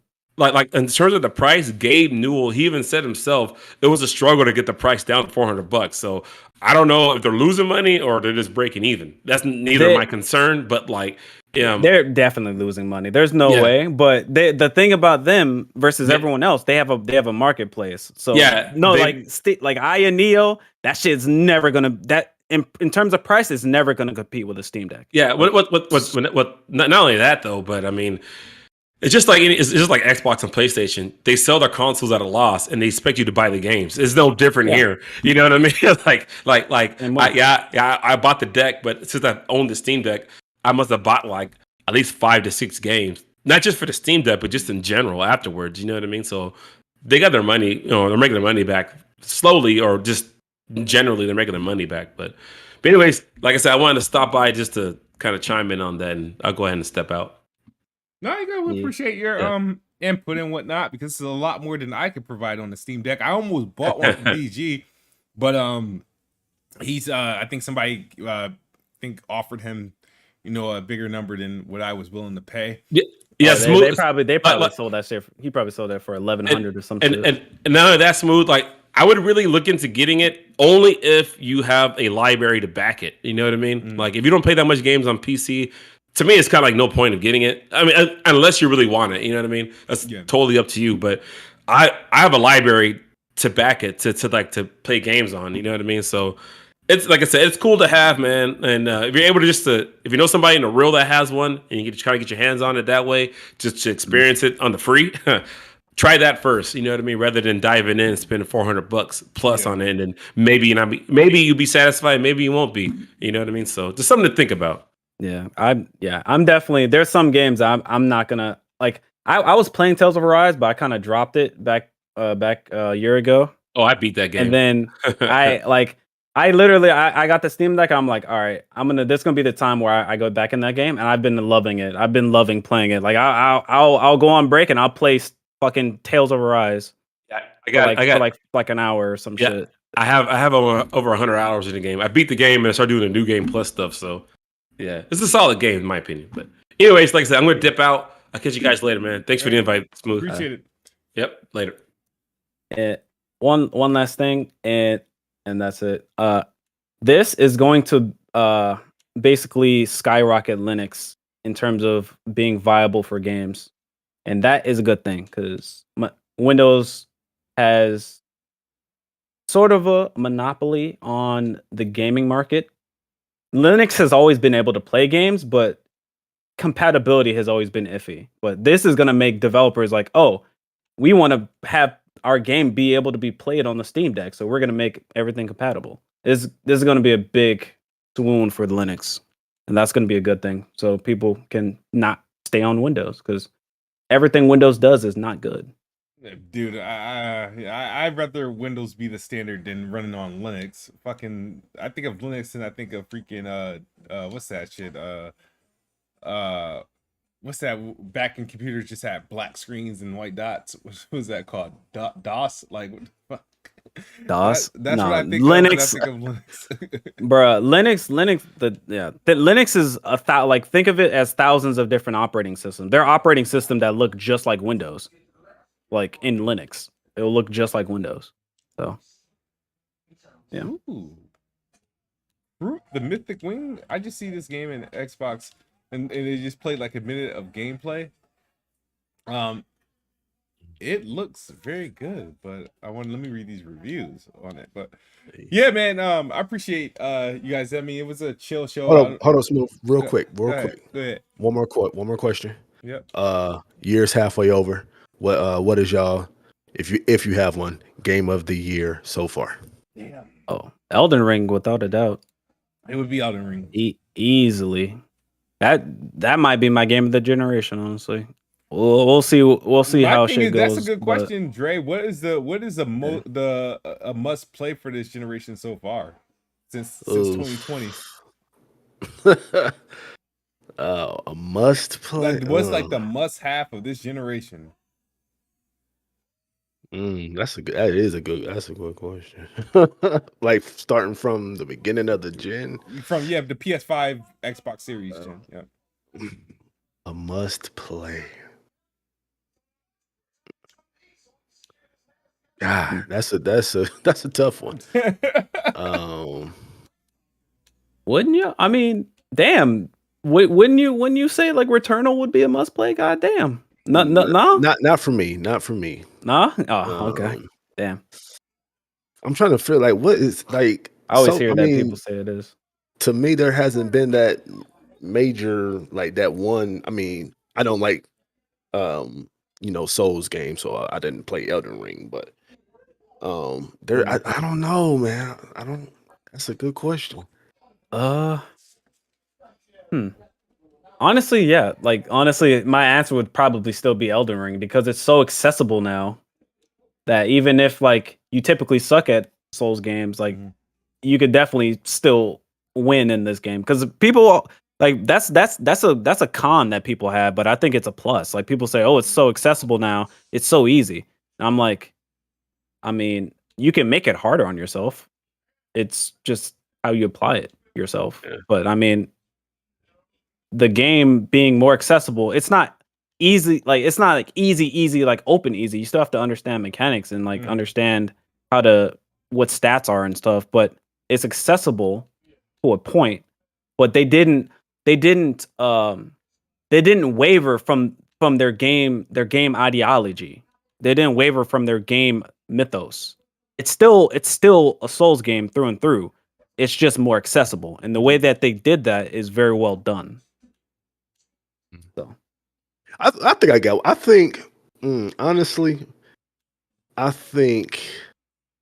honestly think if I had to pick a game that's like a must play, I think Guardians of the Galaxy is a must play. Like that game was surprisingly pretty excellent in my opinion. So if I had to say a must play, I would say Guardians of the Galaxy. But for my game of the year, it's Lego Star Wars. So far, that's your game of the year so far. Yeah, I'm biased though. That's totally a biased answer. Totally biased, but it is a great game. But it's like a great game, but I'm also biased. So, but yes, it is my game of the year for right now. I'm pretty sure that will change when God of War comes out or Hogwarts Legacy. Yeah, But, Hogwarts needs a date.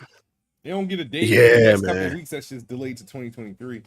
They've been teasing something, little snippet clips here and there on Twitter. So I don't Maybe know. they can take the 11/11 date.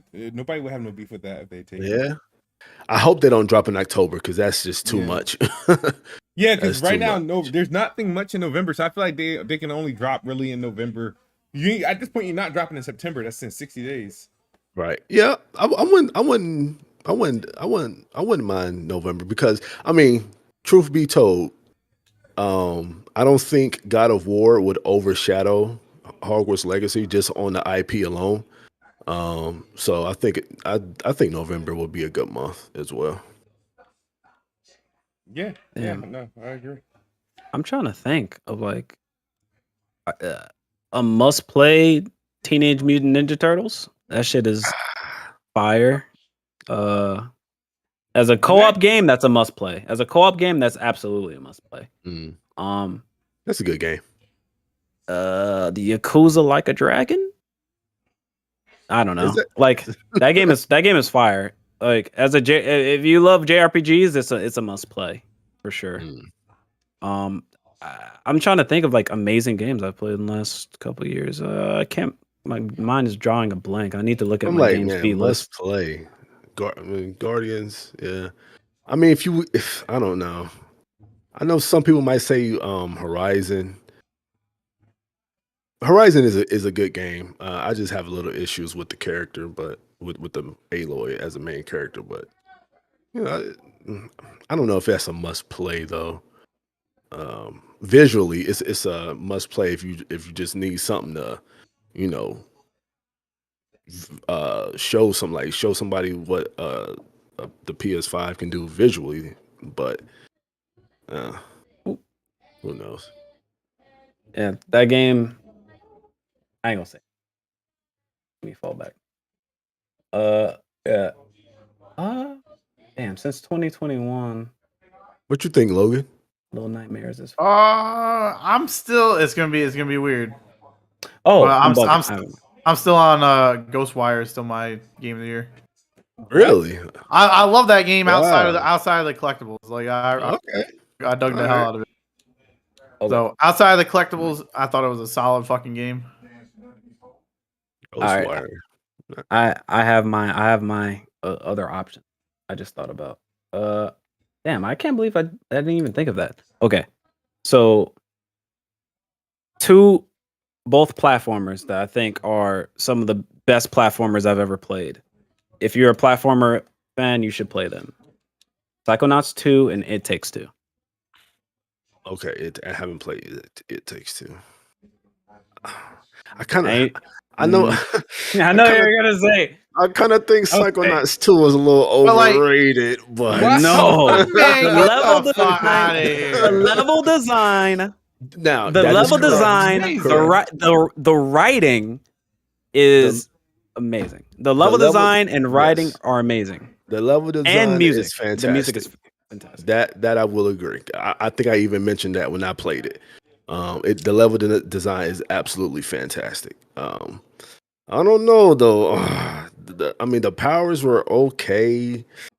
The characters was okay. It's not. I'll just put it like this. I don't see how it got a nomination for Game of the Year last year. Man, that game was funny as shit. That game was funny as shit. I think it's on. I feel like they're interchangeable because they both excel in different areas. Now keep in mind, It Takes Dre, Two. Sorry, I was just gonna let Dre know. Like, It Takes Two is fully co-op, so you have to have somebody there with you. I know, and I was trying to get my wife to play it with me, but she's not a gamer in the slightest. And everybody I talk to says if she's not into games, don't even do it because she will have you fucked up. Yeah. So it's definitely a good game to play with a significant other, but you could definitely play it. I don't know, play it with a friend or something. She's not coordinated. Like she's not used to a controller, so she's not coordinated to look at the screen and and look at the use the controller. That's funny, yeah. I see. So That's funny. yeah. But yeah, that shit is a must play, bro. Like, yeah, like I said, like Psychonauts and It Takes Two, they excel in different areas. Psychonauts, I think they both excel in level design.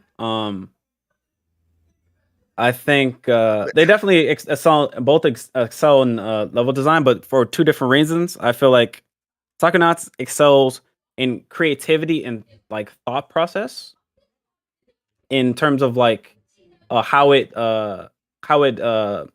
coincides with the story, how it coincides with the story and or characters. Whereas I think It Takes Two is level design and gameplay mechanics are very varied and different and fun. Because look, It Takes Two, like it changes like genres basically throughout the game. Yeah. In some levels. So I think so it's like they excel on level design, but two different areas kind of. And It Takes Two, obviously, I think graphically looks much better. Yeah. And I'll say that I think the writing in Psychonauts 2 is still better. Though the story in It Takes Two is more obviously it's obviously more mature, but Psychonauts 2 is a mature game, but it's subtle.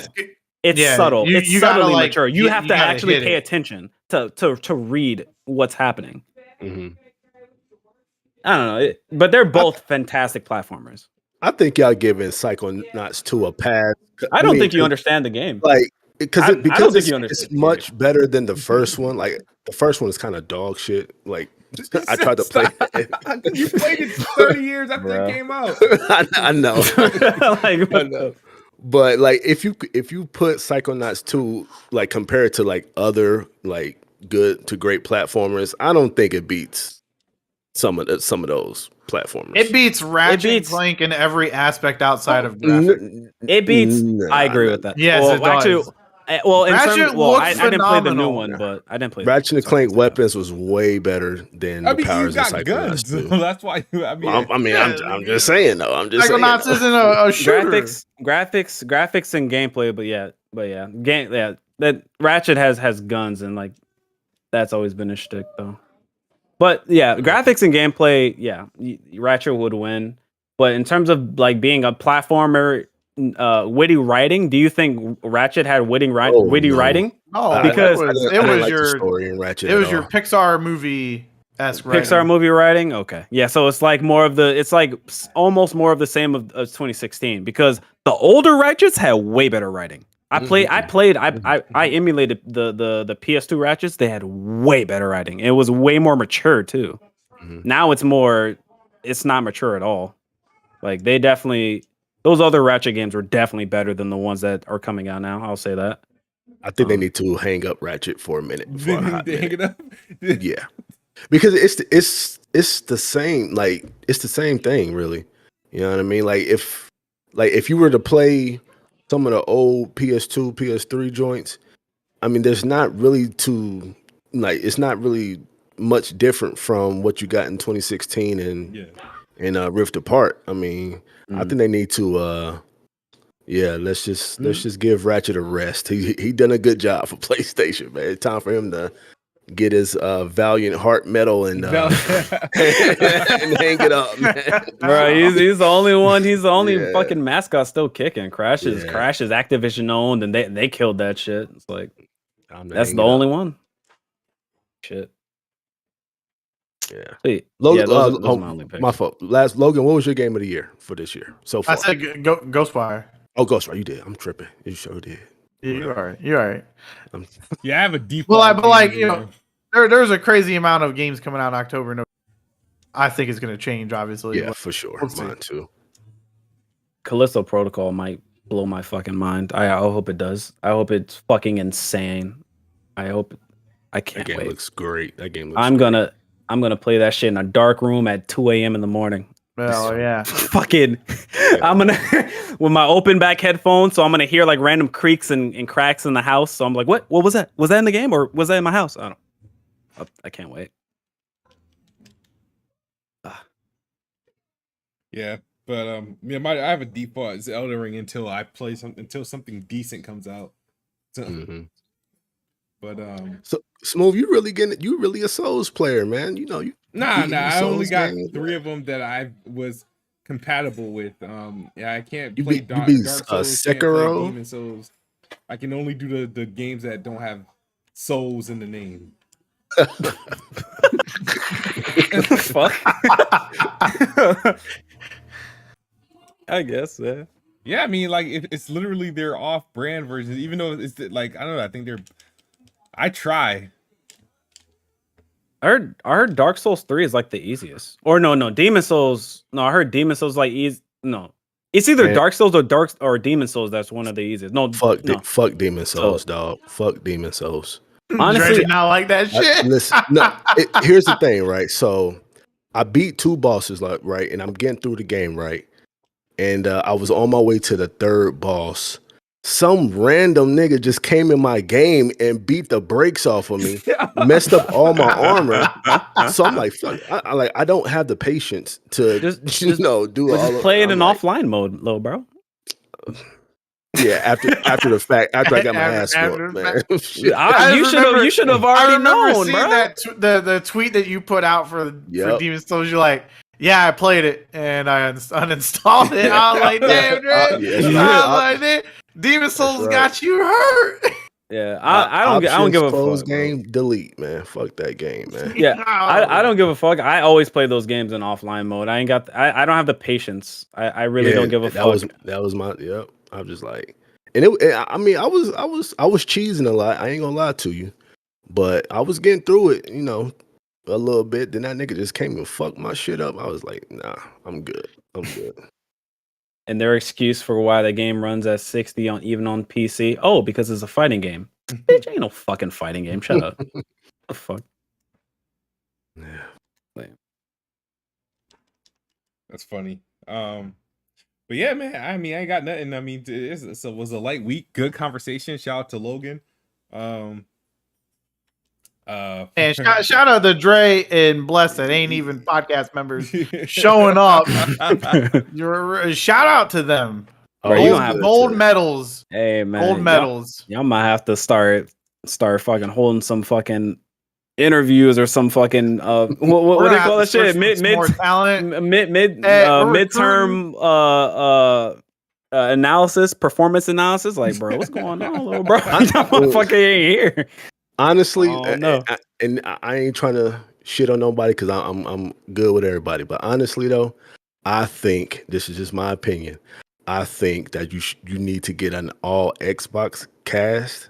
In my opinion, you saying get rid of Chris? That's what you're saying. Like, he's saying vote Chris off the island. Just get an all Xbox cast, man. Because having Chris off the island. That's what you're saying, Dre. Having a PlayStation guy, I just don't think it makes that much sense. But you're here, Dre. What do you mean? Dre, what are you talking about? We got two Xbox dudes. That's different. We got 2 Xbox dudes, a PC guy, and a PlayStation guy all having great conversation.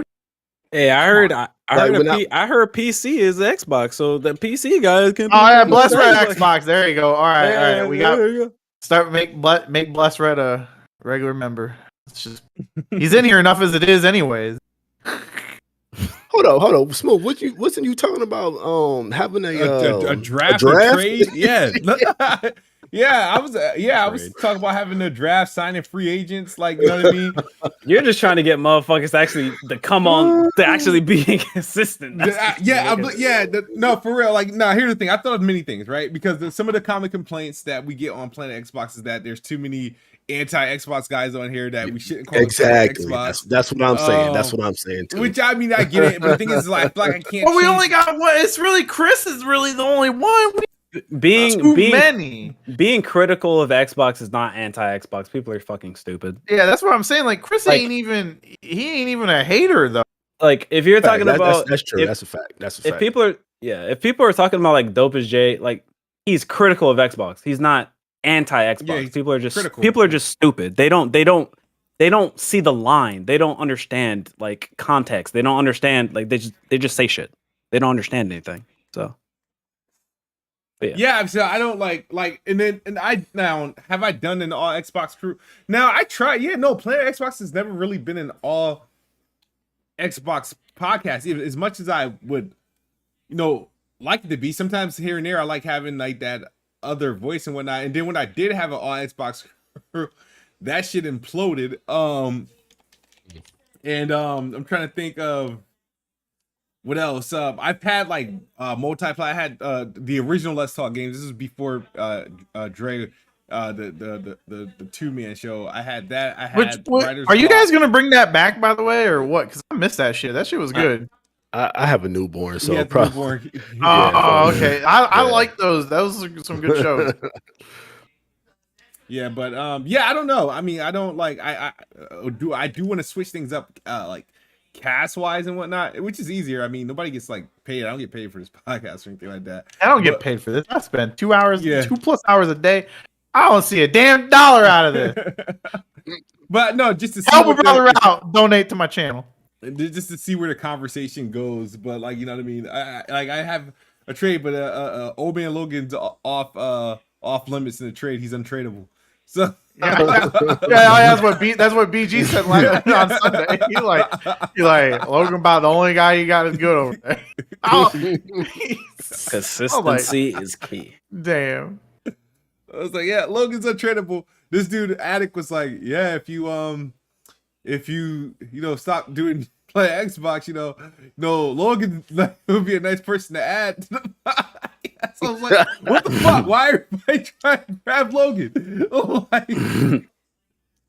Hey, I'm a hot commodity, man. That's what's up. They see the consistency, though. Know your worth, baby. Know your worth. Yes, sir. All right, guys. But I'm kind of out for the count. So I appreciate you guys coming through. Shout out to Logan. Shout out to Bless, Dre, Jay Gott for coming through and putting his 15 cents in, which we're appreciated.